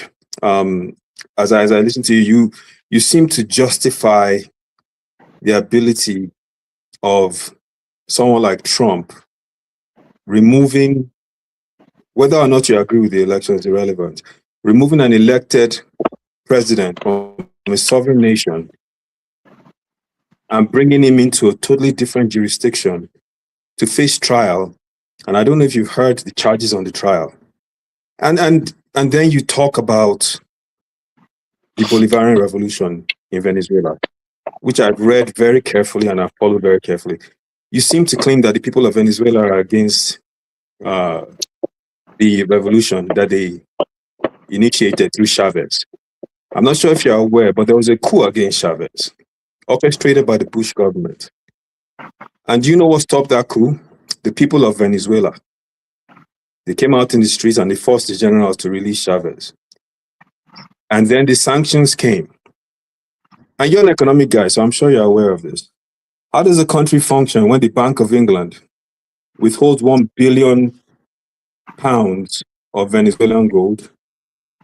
Sanctions Citgo, their oil company that was actually had retail outlets in the United States, prevents them from selling their oil to most of the countries in around the world, and also takes active steps to sabotage their internal politics and economy. And so there's poverty in Venezuela primarily because of the economic war that has been waged on that country. Now, what bothers me the most is that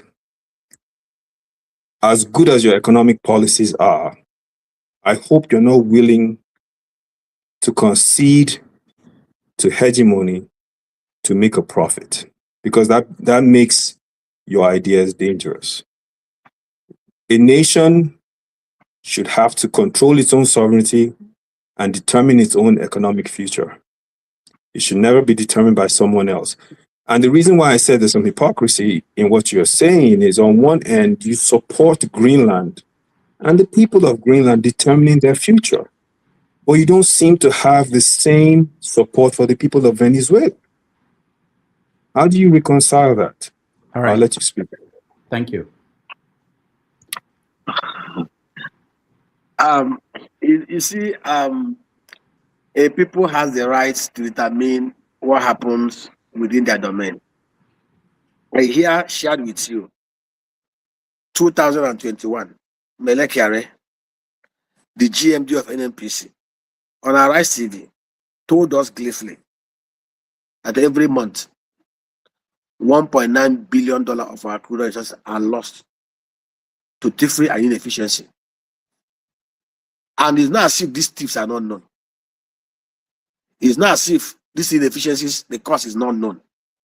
$22 billion of 220 million people stolen by very few. And you know them. They are not ghosts. No poor man, even you and I cannot steal crude oil. In 10 years under Buhari, we lost $220 billion to crude oil thievery and inefficiencies.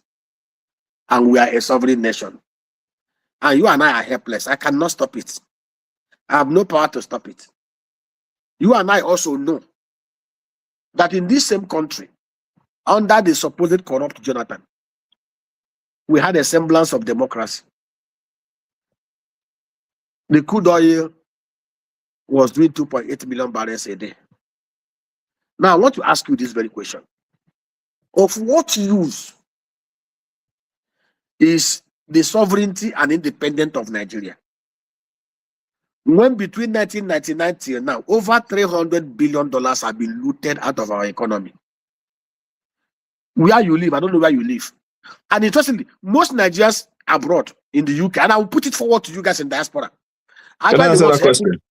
Can I answer that question? Let me come in. Rudolph, you asked me a question. Can I answer it? Most of you guys in diaspora. Let me answer the question. You said you put it to me. You asked me a question. Let me answer his question. You said over 300 billion have been stolen in however many years you mentioned. Now, and that's you saying it. We have to verify those facts, by the way. But what I will say is this. Regardless of how much has been stolen, regardless of how many criminals we have, regardless of how many useless people we have in government, it is our problem and it is our problem to fix. And it's up to us, as citizenry of the country, to mobilize ourselves as much as we can, come together and challenge and fight as much as we can. Regardless of how we do it, we have to come up with that solution ourselves. Now, what you are advocating for is to externally bring someone else with a different agenda, different history, and someone else who, by the way, has a history of subjugating us, to come into our space and help us fix the problem that they have no interest in doing. That is dangerous. Not only is it dangerous, it is almost madness, because we're repeating the same mistake we made before. So I agree with you on all the theft and all the issues, but your solution is flawed historically and factually. Are you aware that between 2012 and 2014, Jonathan practically lost portions of Nigeria to Boko Haram? Jonathan had the army. He was commander-in-chief. Jonathan had the navy. Will you call Jonathan? What will you tell Jonathan now when Jonathan decided, okay, I've had enough. I want to bring in South African mercenaries to come and help me clear this mess? Was Nigeria not a sovereign nation when he did it? Did he achieve any results? Yes, he achieved results. Guy, let me tell you this. It's one thing to stay 12,000 kilometers away. Let me give you a typical example now. What happened to us live? You see, Nigeria is a criminal enclave run by criminals and bandits, supported by, let me tell you, I say it again, I will repeat it again live. 80% of Nigerians are unscrupulous. Do you know why? If we are not, because these guys, I saw the other day, policemen were beating a keke guy. They beat him to stupor. Colonel is really catching keke, and people were shouting. I told them, I said, those police guys represent a majority of us. The truth is, in as much as I may not agree with everything America does, I've said it here. I have pointed out their hypocrisy. Some of you here will say, oh, the Ugandans can handle their affairs. The Cameroonians will. For over 40 years, one man and his family have continued to decimate a country. Uganda in the 70s was a very, go and check Uganda before Idi Amin came in. Uganda was doing so well. Idi Amin came in and chased away all the whites, chased away all the Jews, chased away all the liberals, chased away all the Asians. The same thing you guys are talking about. Claim nationalism. Nationalize everything those guys built in Uganda. Today, where is Uganda? You see, the truth is, if my house is burning, and let me come in, if my house is burning, and I see a madman walking on the street, who who has water to quench the fire and is willing to help me quench the fire, will I say because he's a madman, I won't allow him quench the fire and allow my house to burn to shred? My brother, God But if help us. that madman has a history of quenching the fire and also I didn't stop you, but I wanted to actually, but somebody else did. But it's important that we let other people get involved in the conversation. If we have the time, we can come back to you to follow up. But sorry, as someone who is bigger than me behind the scene. All right, let's go to the next person because we are running out of time. We have 3 minutes, 3 hours. We are approaching 2.5. All right, James, please quickly a question or a comment, and then we go to someone else. Just a brief comment. The man, our guest has spoken well. The issue is that, let me go straight to the point. Nigeria as a nation is beyond redemption. Thank you. I was born and bred in Nigeria. I grew up in old Bender, in fact, Midwest state, before it became Bender state. And eventually I left the country. The good times we had in the past, compared to what we are going through now, there's a whole wall of difference. The country is beyond redemption. Let us be very frank with ourselves. There's nothing wrong for a country to break up. Absolutely nothing. Pakistan was part of India in 1947. They found it necessary to detach themselves from India. Along the line, Bangladesh detached themselves from Pakistan. Eritrea detached themselves from Ethiopia.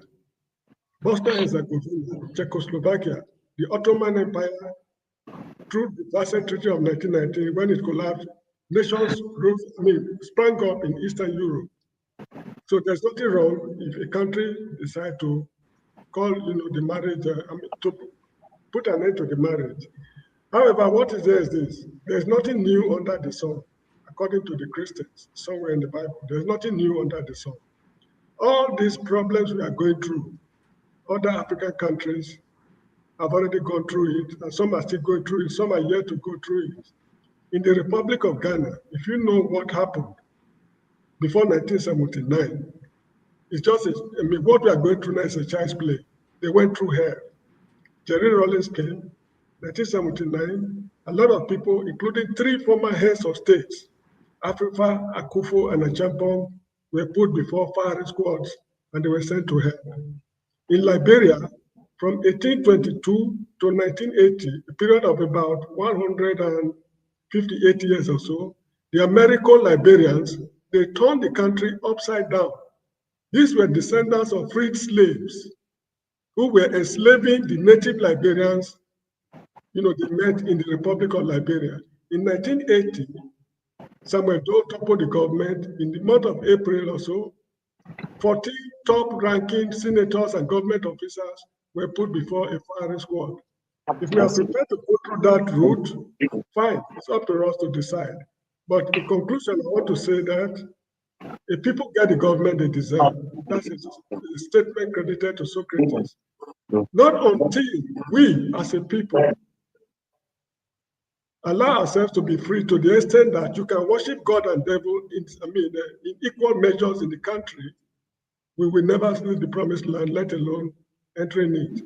Anyway, I don't have enough time to discuss with you because the time is strictly limited.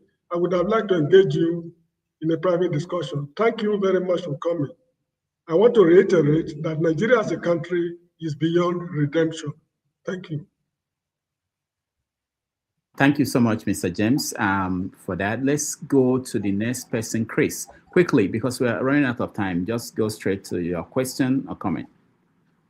Yes, good evening, sir. Are you hearing me? Yes, I can hear you. Okay. Okay, mine is a question. I came in just because you talked about tax and the money in the bank. So is it based on is the taxation based on the money in the bank?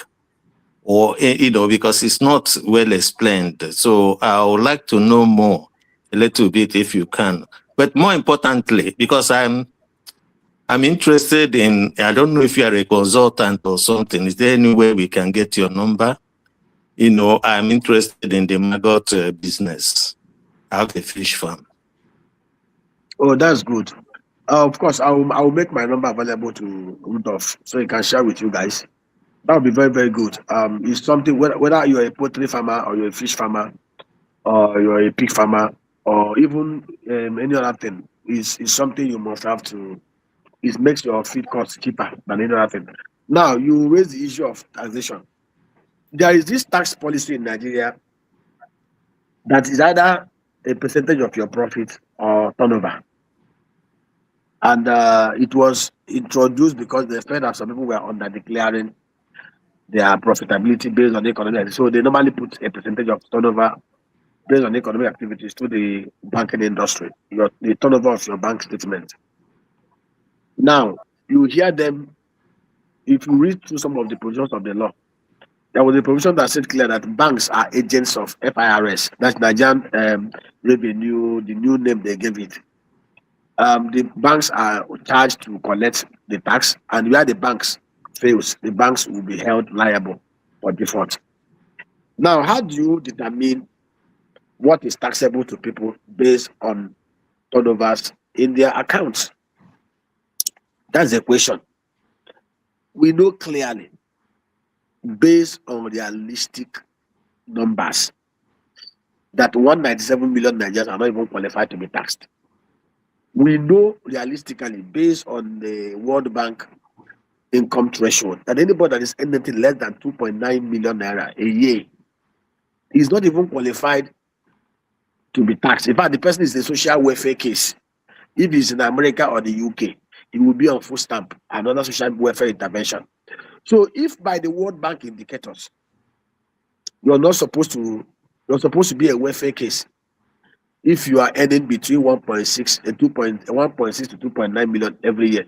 How come somebody who is rational at this level decided to put tax on 800,000 naira a month?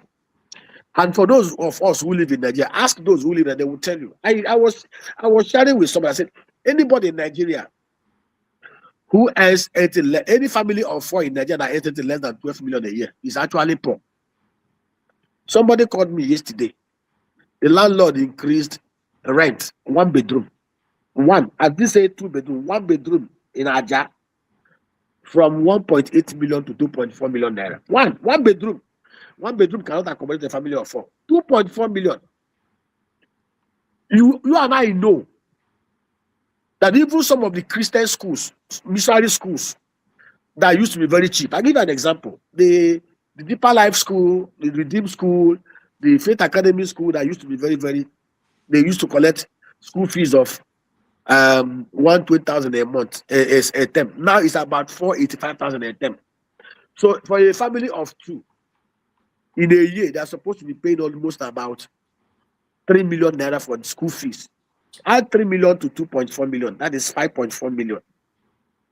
We know, even in darkness, a family of 4 consumes nothing less than 100,000 naira. If you are in band A or band B, every year, every month on darkness, multiply it is about 1.2 million.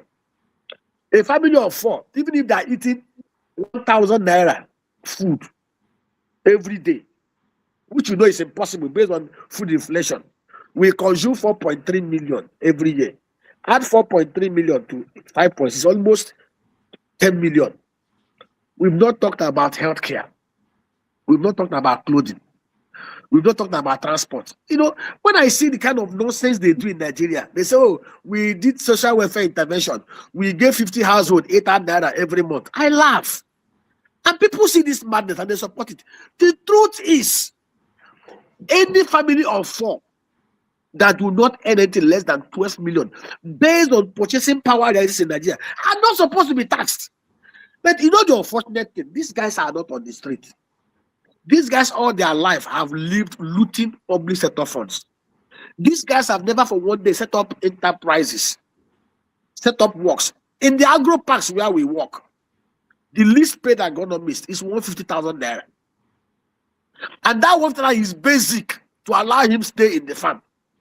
It does not entail any other allowances and every other thing. And practically, and they entitled to 20% of whatever profit that they make from their farm.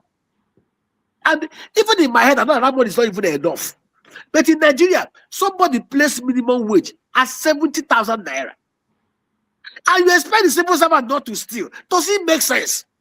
And out of that same time, you still collect tax. Does it make sense? All right. Thank you, Chris. Let's go to Oti. You are next. Oh, I see. I thought there are people that came before me, but it's okay. I have an easy question for Emeka Banking. I do watch your your clips, very informative. So now you said that 70% of Igbos would opt out of Nigeria if if given the chance. So I just wonder, how did you get that figure? And does it include those? I mean, those that own 70% of property in Banana Island? That's my question. Okay. The simple We one. have a register. Am I in the register? We have a register. We have a register. Yes, we have a register. I'm not captured in the register. I don't know. I mean, I don't know how. I said we have a register. You know, you're asking me how you talked about the property ownership. Oh, no, I said no, we have a no, register. but, the question really is, the 70% you said, that the Igbos that would choose to. Okay. The number is more than 70. I have actually done some rough samples. Okay, are you on Facebook? Yes, but I'm not active. Okay, if you're active on Facebook or Twitter or in any Igbo group, just go there and just do random referendum. Okay. No, random. You know, I interact with people. I belong to over 200 groups, right? Both on Facebook and the WhatsApp. Just let me tell you. I ask you this question. Right. Tell me anywhere in the whole world where somebody will borrow $200 million. He had all the titles on the land, developed a massive tourist center that was generating billions of naira every day, that employed thousands of people every day. Somebody woke up. He wanted to do Coastal Road. Destroyed the whole properties before realizing again that road is not supposed to enter there, and he shifted it. No, okay, in which country? I understand the problem. I'm not, you see, for me, the question really is, ungovernability, okay? So, and that is the problem of Nigeria. So the thing really is, if, as you are making the case, which I agree with, a restructured Nigeria, okay? In that case, the question really wouldn't be, the option wouldn't be leaving Nigeria or not leaving. No. Let me tell you upfront. A restructured, let me tell you, the world is the Igbo man's Igbo man's village. The world is Igbo man's village. A restructured Nigeria, where there is merit, where there is justice, where there is determination, where the regions have the same structure we had in 1960. Let me tell you, no Igbo man will want to leave Nigeria. You see then, so that's the thing. So it's a matter of that's the thing, yeah. But under this toxic marriage, under this atmosphere, where somebody will go and buy a swamp, develop the swamp, employ people from that swamp, create so much, when somebody wakes up to destroy him and tell him go back to your village. So why do we answer one nation? It doesn't make sense. People are better off in the United Nigeria, built on excellence, built on equity, built on merit, built on transparency, just like we had it in the First Republic. There's no denying it. Like I say again, the world is Igbo man's village. Okay, thank you. All right. Thank you so much, Oti. Let's go next. I'm not following any particular order of people coming in. So anybody who feels that I picked them last, sorry. Let's go to Jonaba. Jonaba, go ahead. Thank you, Dr. Rudy, for having me and fellow panelists and the guests of today. My question to Dr. our guest, Emeka, is that I heard you from the beginning and then talking about the hypocrisy of America and at the same time saying that most African nations copy the United States constitutions, and which is 8 years at most, and there are no practices in Africa, and hypocrisy. And do you think America, to the best of your knowledge, are there to help any African nation to develop? America will always protect American interests. Sometimes I get worried when people do not see beyond the rhetorics. Here was a man who has this nationalistic fervor, who sees himself as a knight in a shining armor, who campaigned on one mantra: America first. A man who is even willing to disavow and alienate his allies once he feels that the interests of America and his own interests are threatened. What I would have expected, see, America is not altruistic in the real sense of it. America is for Americans. I give you an example. I was sharing with somebody. I'll give you a typical example of what happened in Nigerian capital market to show you how stupid some of us can be at times. America has, as I'm talking to you now, we are getting an investment banking license in the New York Stock Exchange to start trading because we want to mobilize funding into Nigeria. Let me give you an example. Between year 2000 to between the 1995 to 2015, Chinese companies mobilized $1.28 trillion out of the US market to develop factories and manufacturing concern in China. I met some investment bankers from Haiti. In fact, there's one wealthy guy, one Haitian. He said he did his DNA mapping and he traced his roots to Onitsha. The man invited me specially to come and see him. He has seen my videos and he wants to see how he can help Munendibo to mobilize fund. And that is what is even triggering this investment banking thing. The guy shared with me, he's a 70-year-old man. He has been in the Wall Street for over 3 years. He gave me an example again of how one of our brothers set up the same scheme, mobilized $5 million and transferred the money to Nigeria to build hotels. Did 5 years in the US jail. They released him. He came back. He's in Nigeria now enjoying the money, but he can't go to US. He's an ex-convict. And this is how warped and myopic most of us are. But the guy told me how the Chinese were able to mobilize 1.2 trillion, invested in their country, made profit, and repaid back without any story. Now, let me give you an example. American capital market has a debt asset of $100 trillion. America has pension fund asset of $45.7 trillion. America is one country that can spin out $20.3 trillion revenue. Twice what China can do. Forget all this noise they are making about China challenging America. China is no match for America in terms of capital mobilization. America GDP per capita is over $8,000. But do you know that to get an investment banking license, to work as a broker dealer in the US, to trade for yourself and for your customers, you only need $250 to get the license. To get a broker license just to trade for yourself, you only need $100,000. That's a market that has 168 million people trading inside it. A market that has tens of thousands of companies listed. Now come to Nigeria. Because the can also increased bankers, deposit money banks share capital, which is required because the asset of banks is cash. And so, even if you increase the capitalization of banks to 10 trillion, it will still be valuable there because they want to use it to trade. Do you know what somebody in Nigeria SEC did? This is a market that is so shallow. A market that has capital market depth of $67 billion. Not even up to 5% of South African capital market is $1.3 trillion. Their pension fund is over $200 billion compared to our paltry $3 billion. Do you know what somebody woke up because you can also rightly increase bankers' minimum capital. In a capital market where less than 10% of active investors are trading because Nigerians are wary of the criminality going on there. Somebody is excited to increase broker dealer minimum capital to $1.37 million. Tell me why me, as a Wall Street licensed investment banker, we cough out $1.37 million to trade in a shallow capital market that does not even have up to 100 companies that are making profit.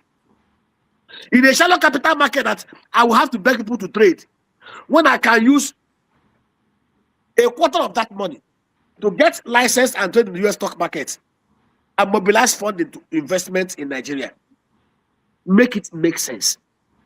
Those are the kind of square pegs and round holes that we have in Nigeria. People that think through their annals, people that don't think with their brain.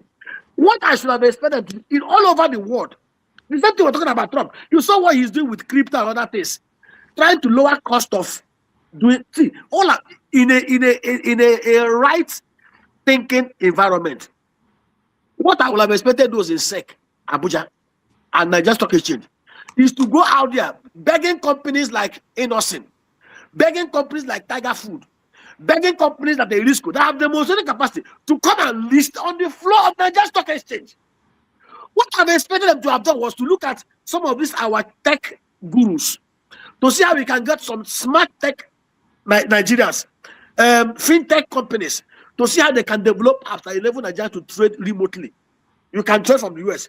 What I expected them to have done was to even reduce the entry capital to encourage people and increase trading so that more people can come in.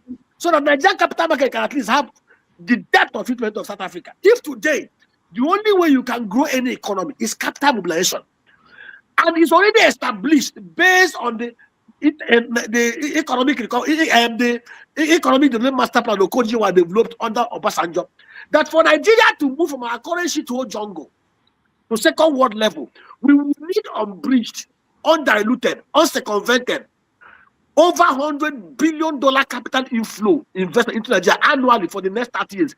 $1 billion investment. How you can generate $100 billion investment into an atmosphere of chaos and nonsense they are doing.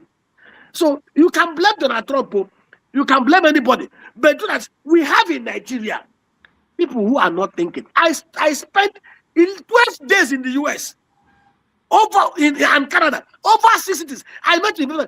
When you see the love for Nigeria is so much among Ndibo and Haitians and those who are, but the problem is these guys are willing to mobilize. But how can somebody suffer in the US, make so much money, toil day and night, and get money and give it to idiots to waste for you in Nigeria? Does it make sense? All right, thank you, Janaba. We quickly move to, we are running out of time. We quickly move to Mazi Opara. You are next. Yeah, Dr. Damages, Dr. Konko, sorry. Dr. Rudolph Okonko, sorry. Good evening. Good evening, Dr. Nnaemeka. My favorite young man. I do follow you on X, everything you tweet, everything you post, I repost, I like, because you are awesome. You are an Igbo man. I love you. My question is, sir, have you considered security of your farm? Because I always listen to you. How are your farms or your industries are being secured?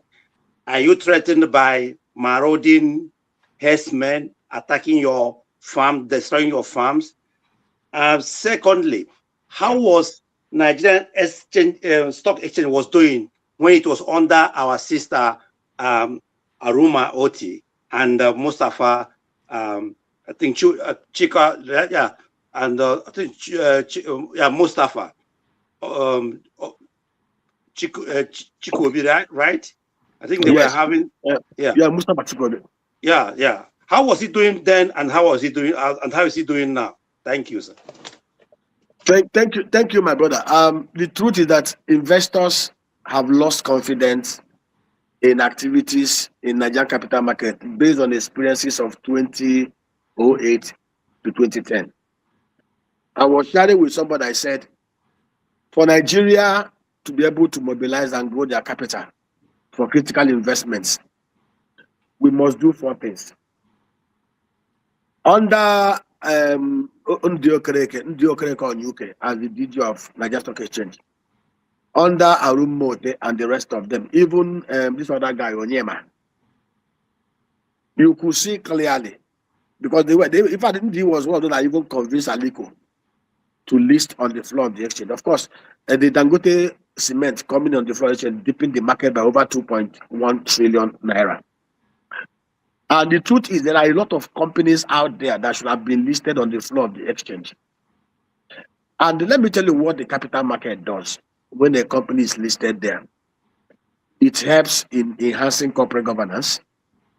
It helps in bringing transparency, and it also helps in improving management of such companies because they will be required to do things that they wouldn't have done as a private company. And what pained most people between the period of 2008, 2010 was because most people mobilized funds from the capital market, diverted the monies, and nothing happened to them. You can't try it in the US.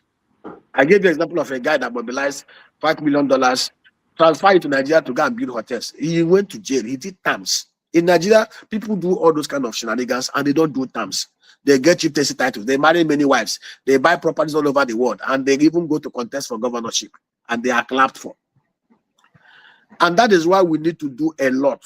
But we need to put round pegs in round holes. I've said it here and I'll repeat it again. This country will not move forward until we restructure the physical governance foundation that will support these institutions to go. You do know that Nigeria actually ticked the right boxes. If Nigeria had grown at the pace it was doing between 1970, by now we'll have had a $2.7 trillion economy.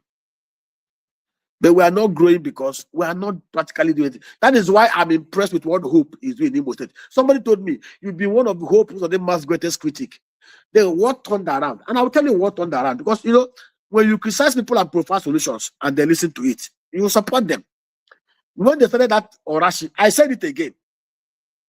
80% of maritime, 80% of transport of goods and stuff around the world is through maritime. Singapore, with a landmass of 721 square miles, with a coastal line that is less than 5% of Nigeria, generate over $27 billion from the maritime sector. And I've said it again, when people tell you the Southeast is landlocked, it's a lie. Southeast is land-linked. For most of you who don't understand, the white man was moving their goods and their slaves through Arochukwu, using through the Azumini Blue River, all the way to Oron, all the way to the Atlantic. And it would let you that from Osankwa, from Azumini Blue River to the Atlantic is about 1821 nautical miles. Go and Google the Amaús River port in Brazil, the Amazon. It's 1,438 kilometers from the Atlantic. It's one of the busiest ports in Brazil. They dredged 1,480 kilometers waterways just to have a port inland. And so when Hope came up with this idea, oh, he wants to do Orashi River port and everything, and it saw something he did to play, but I was angry with him because I knew, as the secretary of the Depot Owners Association in Warri, I knew that we wanted to engage one of the biggest dredgers in West Africa, which is actually owned by Igbo man. Julius Beta Dredgers was bought by Ernest Obiejesi, the next Oye guy. He has the biggest dredger in West Africa that can dredge any waterways. And I remember they wanted to dredge 22 nautical miles, and they were giving us a bill of 58 billion naira then. So I knew that to do Orashi, which is longer, do shoreline embankment, do shoreline protection, dredge it in a way that it can carry up to 30-ton vessel, and then do jetties, because when you do it, you open up most of the hinterlands, even for agriculture and everything. I knew it will cost at least $200 million. So when I did not see any clear roadmap on the funding framework, I got angry with him. And of course, I did a lot of podcasts, writings, and everything, and he bought into it. Today, he had a clear roadmap on how that Orashi port will come to be. The same thing the other guy is trying to do, Alex. And I say it today, 65% of the cargoes that come into Nigeria goes back empty. And those 65% of those cargoes actually originate from the Southeast. So when you hear them talk about VAT, talk about revenue, what Lagos is doing, 65% of that revenue are from those who are not indigenous to Lagos State. So what I expect is, if they are able to do their Azumini port, and they're able to do at least, and it will cost us nothing, $1.6 billion will do that one. And I've shown them how we can mobilize funds. Even the Haitian guy I met told me that he will raise as much as $1 billion for us if these guys are serious. If we have a port in Azumini that can do 1.6 million tons of 20-foot containers every year. And we have in Orashi, Hope has almost completed 285 megawatts of power plants in Orashi. Hope is doing almost about 3 FTC. I'm aware of many gas collection plants coming up. I'm aware of many refineries coming up there. And he has done a lot. If you watch, he's doing the major road that leads from Owerri all the way to LL for 3 kilometers. He has awarded 108 billion, and he's doing it 3-way. He has done all the way. If you go from Owerri to Onitsha, before, when you're going to Anambra, you see bad roads. You only enter Anambra when Peter was governor, you see good road. Today, now it's the reverse. The good roads are part of Imo State. Hope have done it. He's also doing the one that. So, if he is able to do this and open up the space, investment will flow in. And of course, Imo is becoming more secured. So you can see me now clapping for him. I'm not an APC. I hate everything APC. But I love, he is one of the most, he has done one of the most daring policy programs that will catalyze productivity in Imo State and near the Southeast. So I so much believe that Nigeria has the highest potential. When you hear the president say, oh, we can do $1 trillion economy in 5 years, I tell you, if we have shown you that we can do $1.2 trillion economy in 4 years, I will show you the numbers, sector by sector. And I also tell them, I was sharing with one governor. I told him, I said, well, it was Rochas, when Rochas was governor. I told him, I said, based on the FAC and Jack allocation, by the time you pay salaries and do the current expenditure, total money you can even save is $25 million. If you decide to steal all the money without capital projects, in 50 years, you cannot even make still up to what Aliko Dangote makes in 1 month.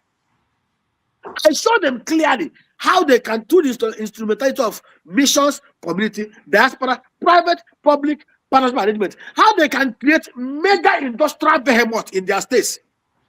In such a way that even long after they've left as governors, they can be making as much as 50 billion naira revenue for themselves after they've gone from things they've created.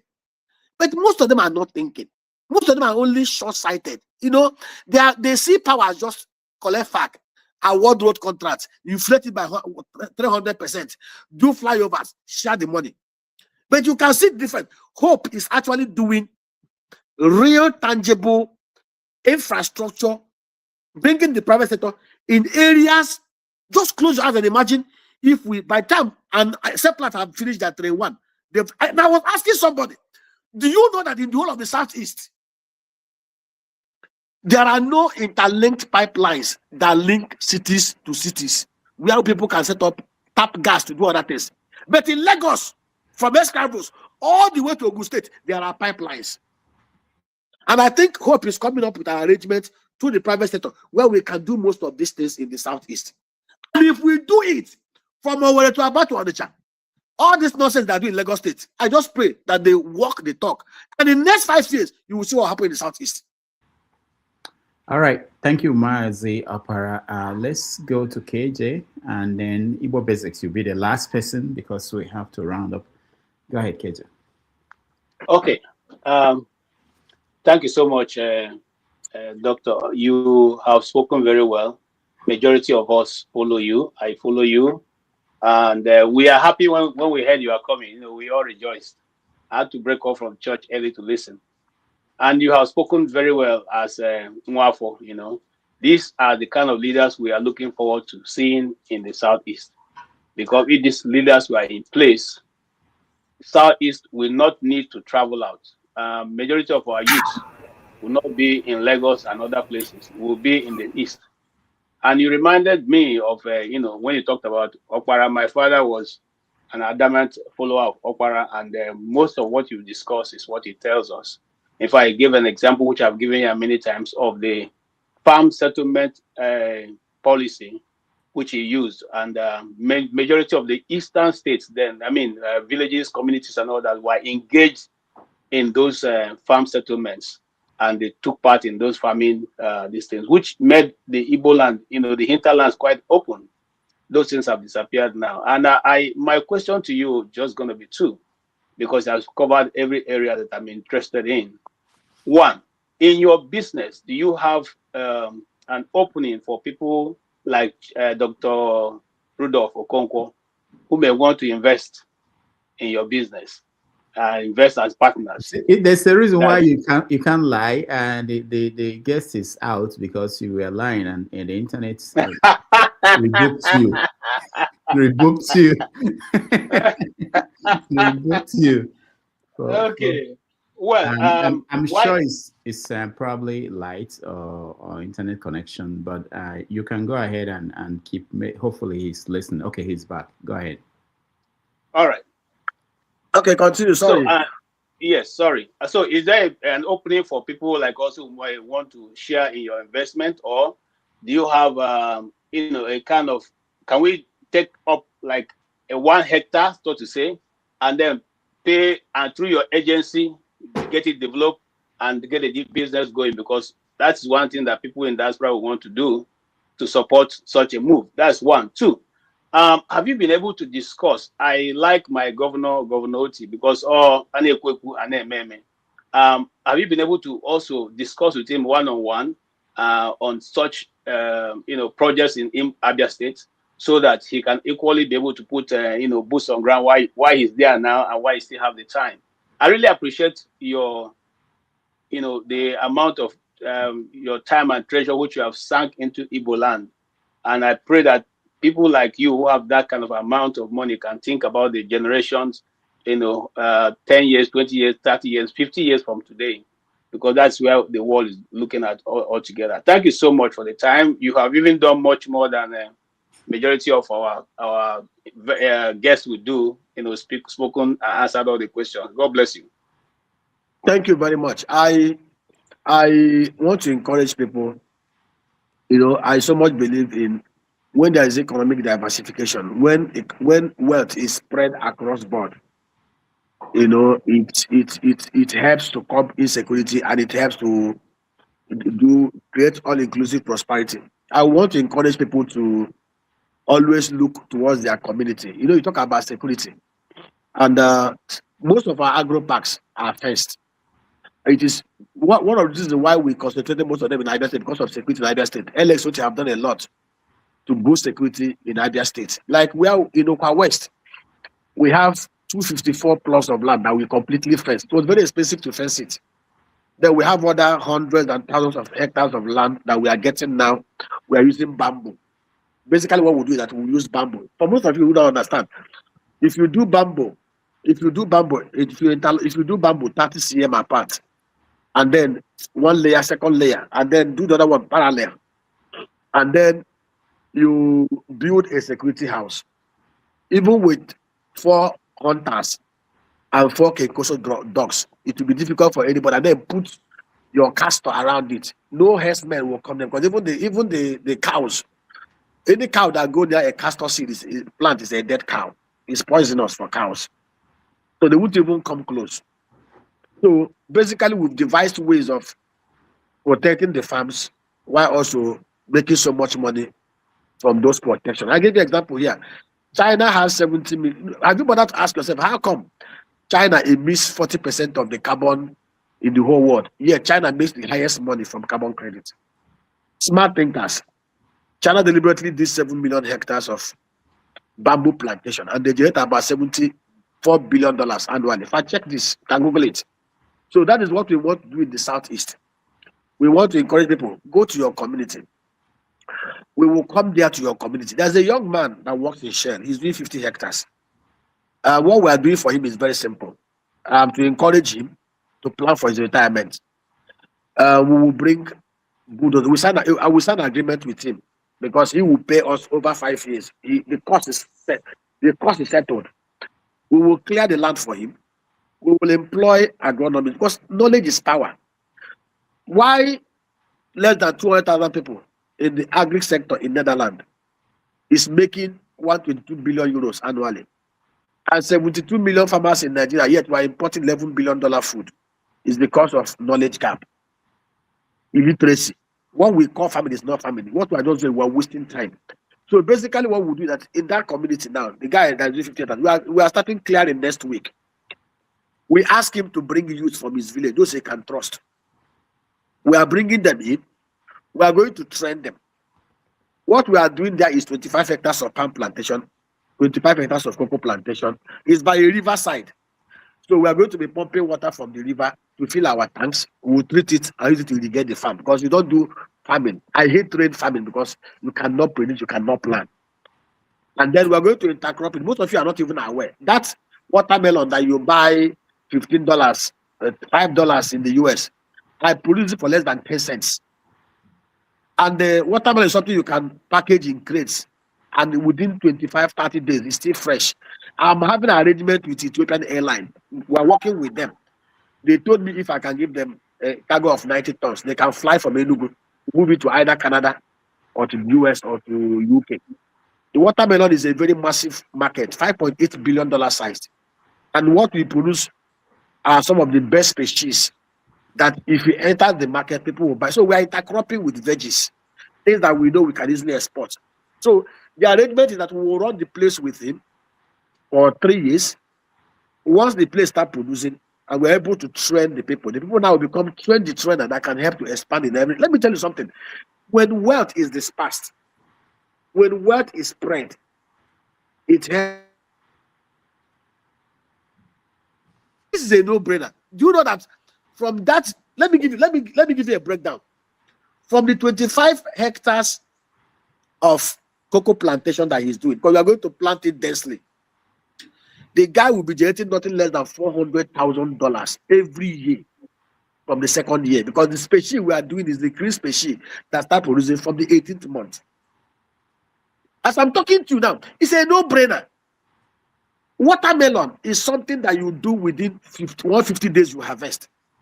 You know that January everybody's fasting. Muslims are fasting. Christians are fasting. They will buy watermelon. So the cheapest watermelon you can see anywhere in the supermarket is about 3,000 naira.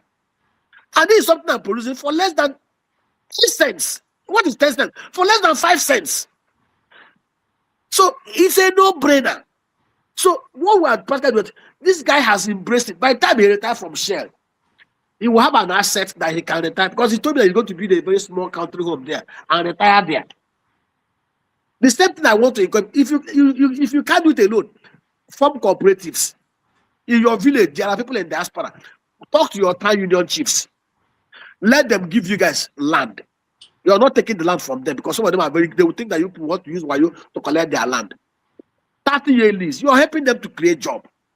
If you start, we will supply you the best seedlings. In Cross River State, women has smallholder farm estate with 8,000 hectares. If you go from Cross River State from Akom to Etuk, when cocoa went from $3,000 per ton to 11,000, cocoa farmers were buying brand new product. If you go to Ghana, you see brand new product everywhere. They are cocoa farmers. It's a no-brainer. I'll give you an example now. There was a place we did 5.5 hectares of palm plantation in 2024. Last year, around April, I asked my team to go and do soil test and to see if that place would be able to do ginger. They did soil test and they came out with good reports. We went to Southern Canada because Southern Canada has the best ginger in terms of pungency, in terms of aroma. We did 3 hectares. We spent 49 million to do those 3 hectares. As I'm talking to you now, we've started harvesting. In Imo State, I didn't say Abia State or in the north. Initially, my partner from the US, she came in for Christmas. She harvested that ginger. She told me, "Doctor, I've never seen a ginger as aromatic and pungent as this one." As I'm talking to you now, each of the rhizome that we planted 143,000 plants on 3 hectares. Each of the rhizomes are giving us average of 360 grams of rhizome. The average ginger rhizome in the north does about 103 grams. But the ones we did in Imo State is giving us times 3. We're expecting over 51 tons of ginger. Even at a conservative rate of 5,000 naira per kg, we're looking at about 300 million naira from a 3-hectare ginger farm. Now, close your eyes and imagine we did palm plantation 2024. We have not harvested the palm. The palm will start producing after 6 months. But within that land, we will intercrop it for the next 3 years. Now, close your eyes. Ginger is one of the most sought after spice in the whole world. And Nigerian ginger attracts premium. And interestingly, certain Kaduna had been obliterated because of this issue. Some of them introduced GMO and they destroyed most of their farm. So, as I'm talking to you now, out of the 51 tons we are harvesting, we only sell about 10%. The remaining ones, we are going to store them to do another 100 hectares. Our plan is, if we can help people to do 10,000 hectares of ginger plantation in Alibo, intercropped with their cocoa, with their palm, with their moringa, Google moringa. So it's a no-brainer. This is a no skyrocket science. So if government cannot do it, if you mobilize your town union, put yourself in, because wealth creation is not done by one person. I've never seen, even Aliko Dangote, as wealthy as he is, he has to still depend on other people to manage his 28 outlets across 14 African countries. So we must learn to train people, because I somewhat believe that there's nobody who is not trainable. David, when he was king, was chased away. People that came to meet him in Adullam were men that were classified as distressed, in debt, and discontented. Vagabonds, 400 vagabonds. He became their captain. He trained them, and they became mighty men of valor. There is no Igbo youth that cannot be trained. And I say it again, these youths that we refuse to train will be our albatross, and we must train them. For the rest of, I'm 50 plus, the rest of my life, that's what I'm an investment banker, I'm into oil and gas. I can afford to comfortably buy $2 billion naira bills and relocate to America. I'll be enjoying every year they will pay me my coupon. But what will it benefit me? When after spending America, I'll still come back. I must come back. We must collectively build our land, and there's no going back. All right. Thank you so much. We're totally out of time, but I will allow Igbo Basics and Ife to get a chance to ask a question. Yeah, Igbo Basics. Yes, Nnaemeka, I thought that when it got to my turn, the theirs started climbing trees because the internet went off. Thank you so very much for your presentation. I wish we have more Nnaemekas like you. Just a couple of things. You talked about the age of your dad, above 70, when he slowed down. I beg to disagree with you on that particular channel. Already in the 70th floor, and I'm still kicking. I know. So one thing is, did you mention the name Ibere in your plantain? No. Yes, Ibere, yes, Ibere in Abia State. Okay. Because I'm from Ibere. Wow. So we have a couple of things in common. You talked about being a student of Dr. M.I. Akbara. I know Dr. M.I. Akbara pretty well because we formed the Akbara Solidarity Group for him during the time he was still alive and running for office. So we have a couple of things in common there, Dr. Akbara and then Ibere that you mentioned. Of course, I say I'm from Ibere. You also talked about maggots. First, personally, I'm a bushcraft practitioner. People wonder what a bushcraft practitioner does. I believe in the process of the bush. I'm particularly interested in a species of the maggots you talked about. And the one I'm interested in is called Ikurungwa, because human beings not chop finish yet, not to talk other animals and stuff like that to feed them. So Ikurungwa, the one that dwells in the decaying trunk of raffia palm. I believe I will only ask that we will take this off camera. Okay. The question I have with you is, have you visited Ibere before? Yes, of course now. And if you have, I have a company called My 27 Limited. And we just employed our first employee. My 27 Limited is located exactly 27 miles from Umuahia, if you are going to Abiba. Yeah. And the road that is being built there, it took more than 25, almost 30 years to build. But that road is being completed, and I'm looking forward to them commissioning that road. It comes out on mile 27. So when next you go that way, I will suggest that you take a look at mile 27. Mile 27. My question is, I would like for us to, of course, go into partnership of planting a particular economic tree that is not mentioned here yet, somewhere around the month of May. But everything will honor do. You do things one by one. So that is one of my simple requests in my write-up here. Two things. You talked about borehole, industrial borehole. And of course, where you have electricity, be it by solar or by NEPA. Sorry, I don't think that NEPA still exists. Those two things would bring life to any particular place. So my 27 is a place that has taken me more than 3 or 4 years to bring life to that particular place as a hub for development yet to come. So that's just, I wanted to just commend you in your presentations today. I wanted to about that specific. Right. Igbo Basics, we can't hear you anymore. Your connection is not good anymore. But thank you so much. We understood the context of what you're saying. I can connect you with Dr. Nnaemeka offline, and you can continue the conversation. Thank you. Yeah, I clearly understand. I know about it, but we'll take it on from here. Let me even tell you, there's a place in Ohafia where we have over 75,000 palm trees that Michael Awara did. What we are doing there now, we are going to be producing pure Nkwenu. We will can it the way we can cook, preserve it for export. So you will be getting fresh palm wine without water in America and Canada. It's coming to you. All right. That's a good one. I will say that in about 6 months. Watch out for our first project development, which is going to be on the map behind me. That is there. Alliance Portal.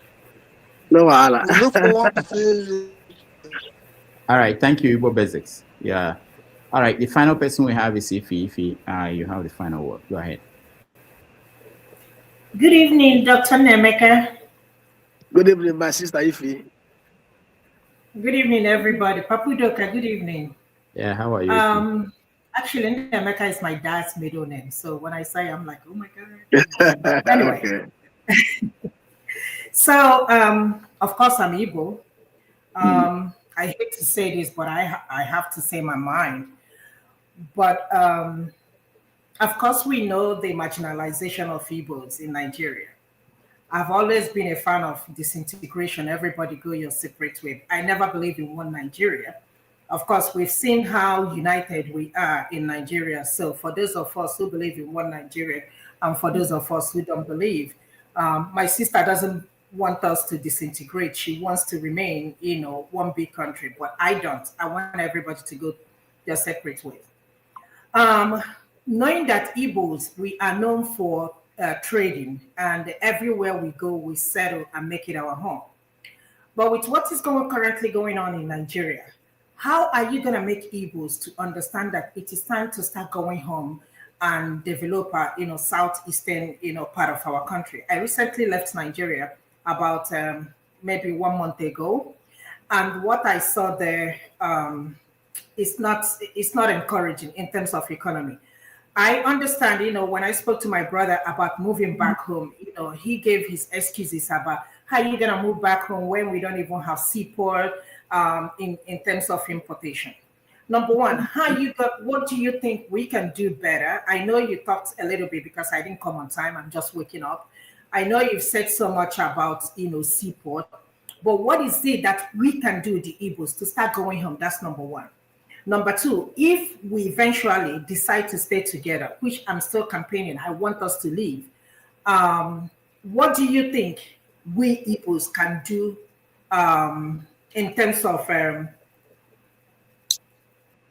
international airports? What can we do apart from having Abuja and Lagos airport?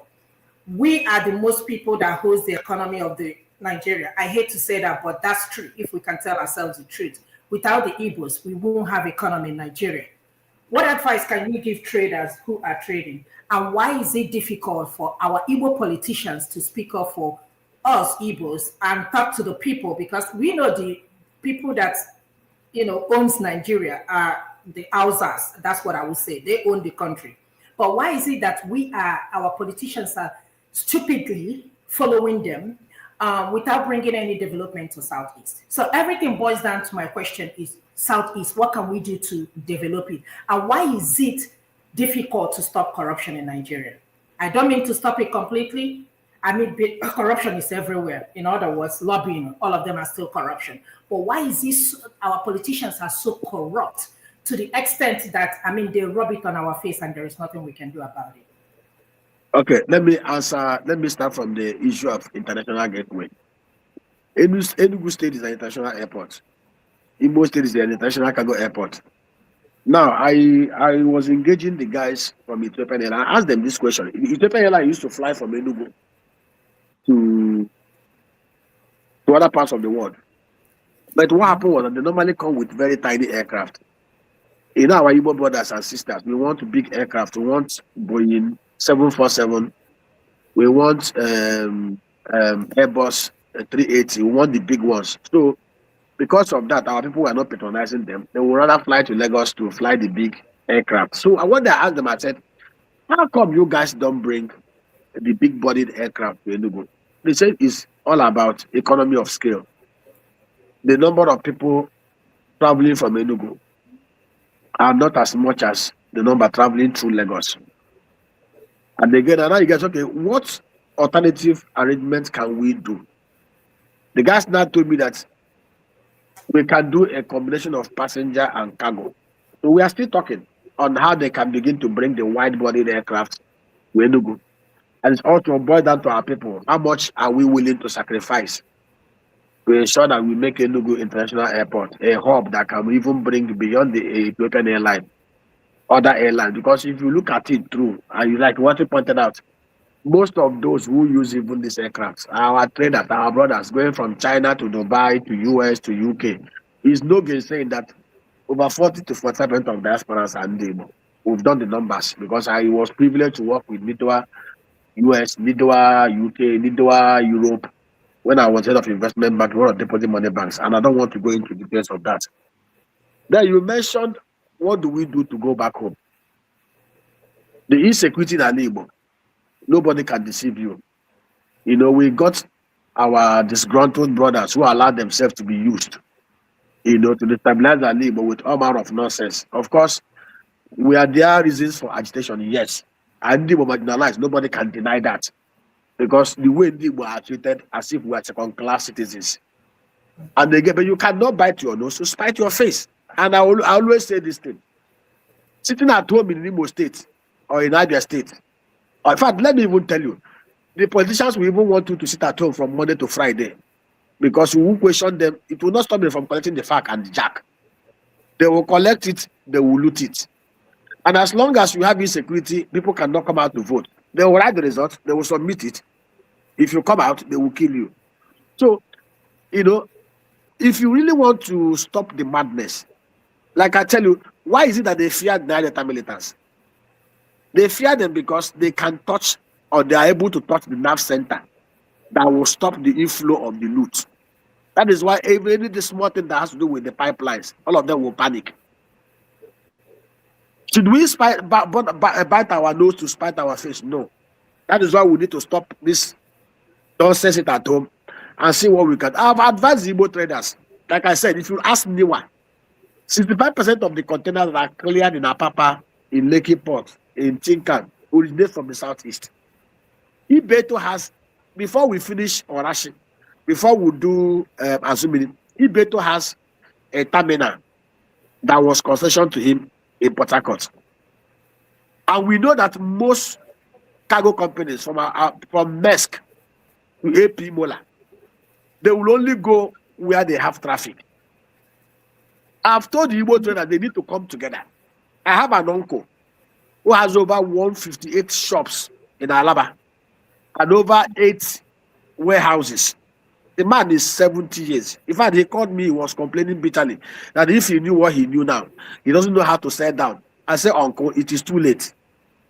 Now, I said, what all of you will have done, you bring 20 containers every month. All of you can come together and you bring the container in Lagos. And then you will now hire 3 million naira truck to move it to the southeast, to other places. You guys can come together and discuss with those shippers. If you can aggregate your trucks, your containers, your goods, in a way that you have traffic going to One, it will reduce cost of shipping.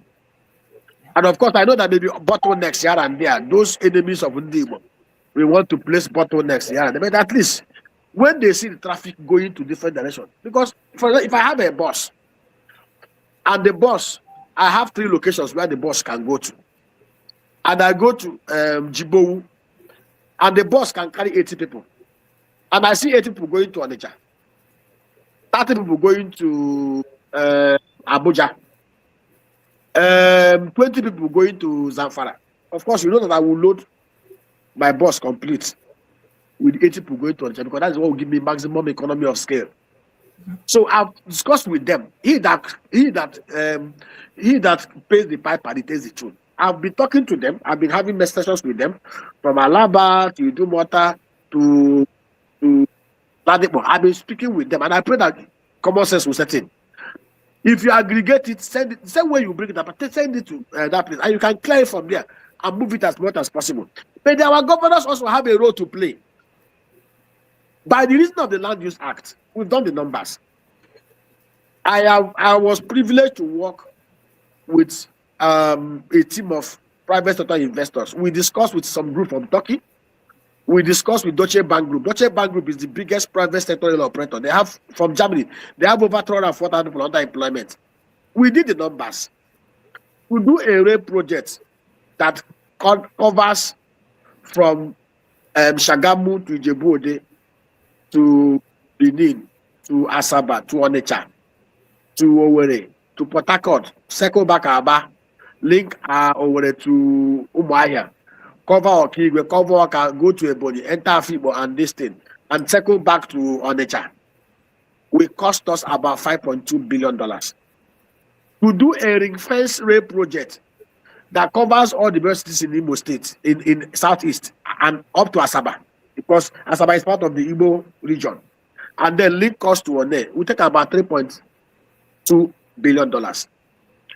We do the river ports in the 2 locations, we take about 1 point. See, we've done the numbers. It's a no-brainer. The Deutsche Bank Group and the things I will say publicly, but we have got the private sector operator who is willing to take 10%. The state governors, we ask them set up, and they have set up their own SPV. Take 1%. We will raise $1.3 billion equity contribution, which simply means if I call you and say, okay, give me $5,000 as investment, of course, you will return your money back. It's a DBOT arrangement, 45-year concession. We can easily raise 25-year money, a single-digit rate. That route is a route, we've done the numbers. That route is a 200 million ton cargo traffic every year. That route is a 300 million passenger traffic every year. That route can give you revenue of at least $3 to $7 billion annually. That route will reduce transport costs by over 80%. And of course, you know how rail operates, even in the US. Rail creates new cities. But we can't do it as a private sector group without government support. That's why I also been talking to Mike Okoye. Enough of holding symposiums and summits. The guy who is running the Southeast Development Commission, this is more than 1 year. He's waiting for Abuja to give you money. Abuja will not give you money. We have an institutional arrangement that we can work together to get the governors on board. Oti will be willing to do this. Hope President will be willing to do this. Mba will be willing, and even Solo will be able to. I don't know about Wayfro. If you convince me, you will do it. But these guys need. Let me tell you. You know, some of us think that this government, they're listening. I think they're listening. They're listening. But they need technocrats. They need people to give them a structure that protects their own interest. You know, they have interest. The interest is what comes to them from it. And we can protect their interest, protect the larger interest of the public, and create an economic behemoth in the Southeast. Let me tell you, we are not victims. So, I said, and I don't want to believe that Hausa controls us. No, they don't control us. All these our brothers that they are doing money and water. I saw them challenging themselves. I bought 2 roses. Everybody has freedom to spend his money the way he spends his money. Some of us can buy Maybach. We can buy Rolls-Royce. But I tell you something. I have a friend who spent 180 million naira to build 3-story building on the Onitsha. The guy is in Canada. Every year he's lamenting. The guy tells me, another one built a hostel in Nekede. The guy tells me the revenue he gets from that money. In fact, that he even sends money from Canada to maintain the building because revenue is not enough. But I told you guys, if you have used that 180 million to go to your village, to go and tell your community to give you an expanse of land, you can even buy it from them. If you have used that 180 million to do 35 hectares of palm or cocoa plantation and do one small house there, a country home for yourself, and you get 10 of your village hunters to be protecting that place, and you develop it, build what you want to use bamboo to surround that place. I said there is no year, even when you're not there. Even if you're selling my father did it when my father was alive. I didn't know what my father was doing. Every year, my father will buy 2 plots of land. He will plant cashew inside it. In 11 years, my father did 8 hectares of cashew plantation. When my father died in 2015, my mother hated that plantation. My mother used to call us to send her money. My mother never called us. If I want my mother, every year my mother will do a tender bid. People will bid and they will take over the cashew. They will pay her. The woman will be doing Sahara and dashing money to her other women. But this was what took my old man 11 years to do. A UK trained accountant. So imagine if we are thinking that way. The land is your land. The better biological asset is your own. Nobody can take your land. And land grows value over time. A place I bought land in my village in 2007 for 500,000 now. Somebody called me to sell it for 16 million last year. I didn't sell it because the land appreciated. And what did I do there? I bought the land, fenced it, and did plantation inside it. My people, my siblings and relations at home, they go there to harvest the plantain, sort themselves out. I don't ask them for the money for the plantain. My land is there. The land is appreciating. The plantain is helping sort out their problem. We should think. We should think. Nobody can hold a man down if the man does not accept to be down. Before we take any action, before we do it, ask yourself, how does this action benefit you and your people? So when I see people doing stupid shit at home, I ask them, the man, why never bother about it at home? In fact, he was even praying that they should continue. So why, if you want to stop the madness, go to Abuja and confront them and leave the people in the village. All right. How do I get in touch with you, Dr. Nnaemeka? Dr. Rudolph will give you my details. And it's in the public domain. If you Google my name, you see my numbers. I'm not hiding anything. I'm not afraid of anybody. All right. There are a lot of questions about your number and contacts and your website. So we can share that. But thank you so much, Dr. Nnaemeka. If you have any final thoughts, you can now give it to us. We round up. My final thought is Nigeria is not redeemable based on current structures and arrangements. It's one thing. If they refuse to restructure Nigeria by 2027 to your 10th Israel, anybody telling you he wants to go into election based on the current INEC criminality, let me tell you, what they did in 2023 will be a child's play to what they will do. And I've said it here. Atiku and Obi and just in ADC. What they should be saying now is that there will be no election. In fact, they shouldn't be talking about election. Okay. Restructure Nigeria, restructure the electoral process, make sure that INF is allowed and permitted. Anybody going into election in 2027 with APC under the same arrangement is like you loaded an AK-47, gave it to Anini Amondo Sumba, asked them to come and hold mass. All right. Thank you so much, Dr. Nnaemeka. And we end it here. We are going to take a break. I will give you my final words when we come back. Thank you, Dr. Nnaemeka. Hey, come back, Dr. Nnaemeka, come back. We watch you back. I will. Thank you so much. All right. Thank you.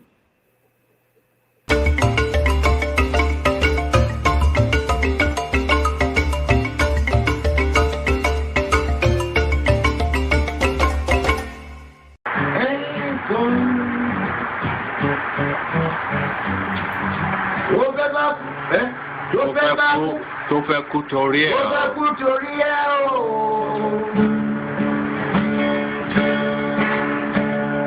Ọwọ́ ẹni ló ti ṣàánú kọ́.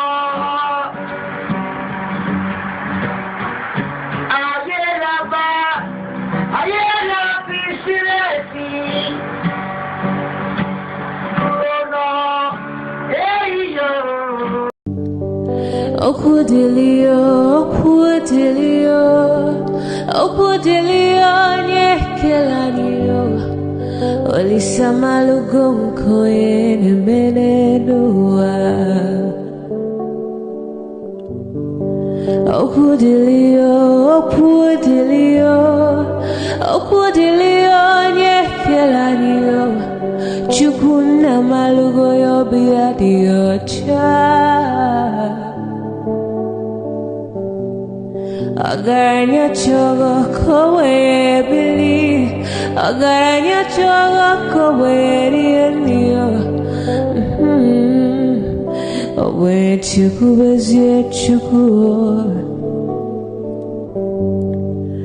Nuche chukwa busigi fegemeo, nuche chukwa busia ifegemeo. Ni fosolo ne asi alibazie. Owe bebe agaranya muliba, owe wuru agaranya bibe solia, mano agaranya wa, owe afiozi elipakwa. Agaranya chogo kowe bili, agaranya chogo kowe rienio. Owe chikubezi olisa.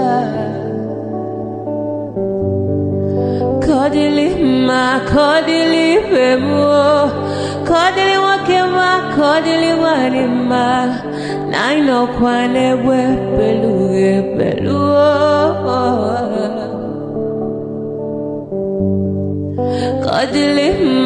Kodili bemo, kodili kemo, kodili heyo. Ibedwe me wanem, nikadiezi bohimo.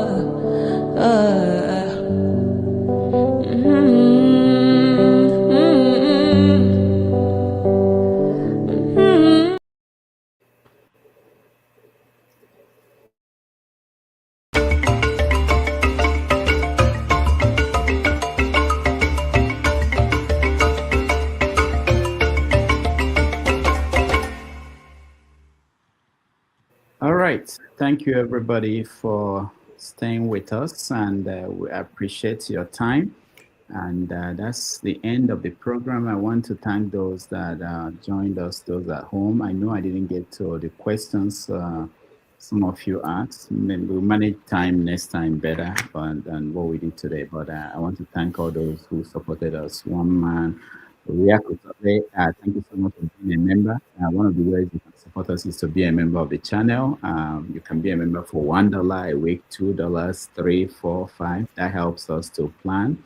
I thank you, Brick House Capital, for your support. Thank you, Igbo Basics. And thank you, Show. I don't think we share this, but thank you so much. And thank you, Kulata. Thank you, Joseph, for your support. Next week, we are going to bring, thank you, Oscar Blackmon, sorry. Thank you so much. We appreciate all of you.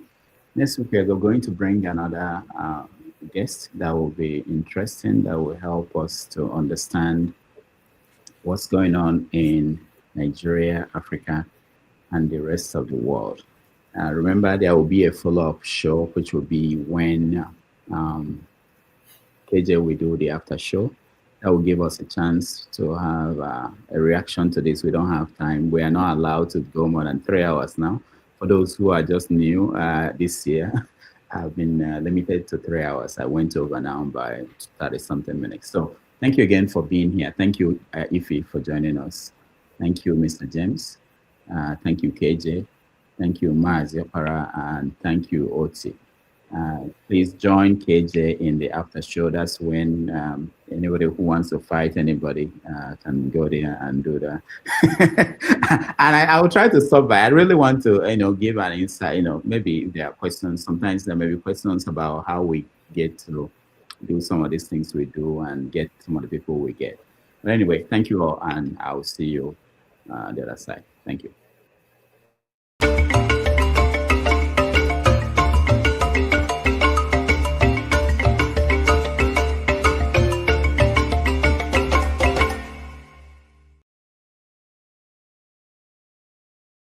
Thank you so much for watching. Thank you. Have you subscribed? Yes, you. Have you subscribed? You. Yeah, before you go, click. It's free. Click. Just that's it. Have you subscribed? You are laughing. Have you subscribed? Have you subscribed? Thank you. Thank you. Thank you. Hey, madam. Thank you so much. I can see you. We have to get to 100,000 subscribers. By the end of the year, how are we going to do that if you don't subscribe? Yes, you. Yes, you're about to click off. Why? Have you subscribed? It's free. If you don't, ask your son, ask your daughter how to. Just one click. Thank you. Thank you. I see you. Aha. Thank you very much. Thank you very much. I'll see you tomorrow.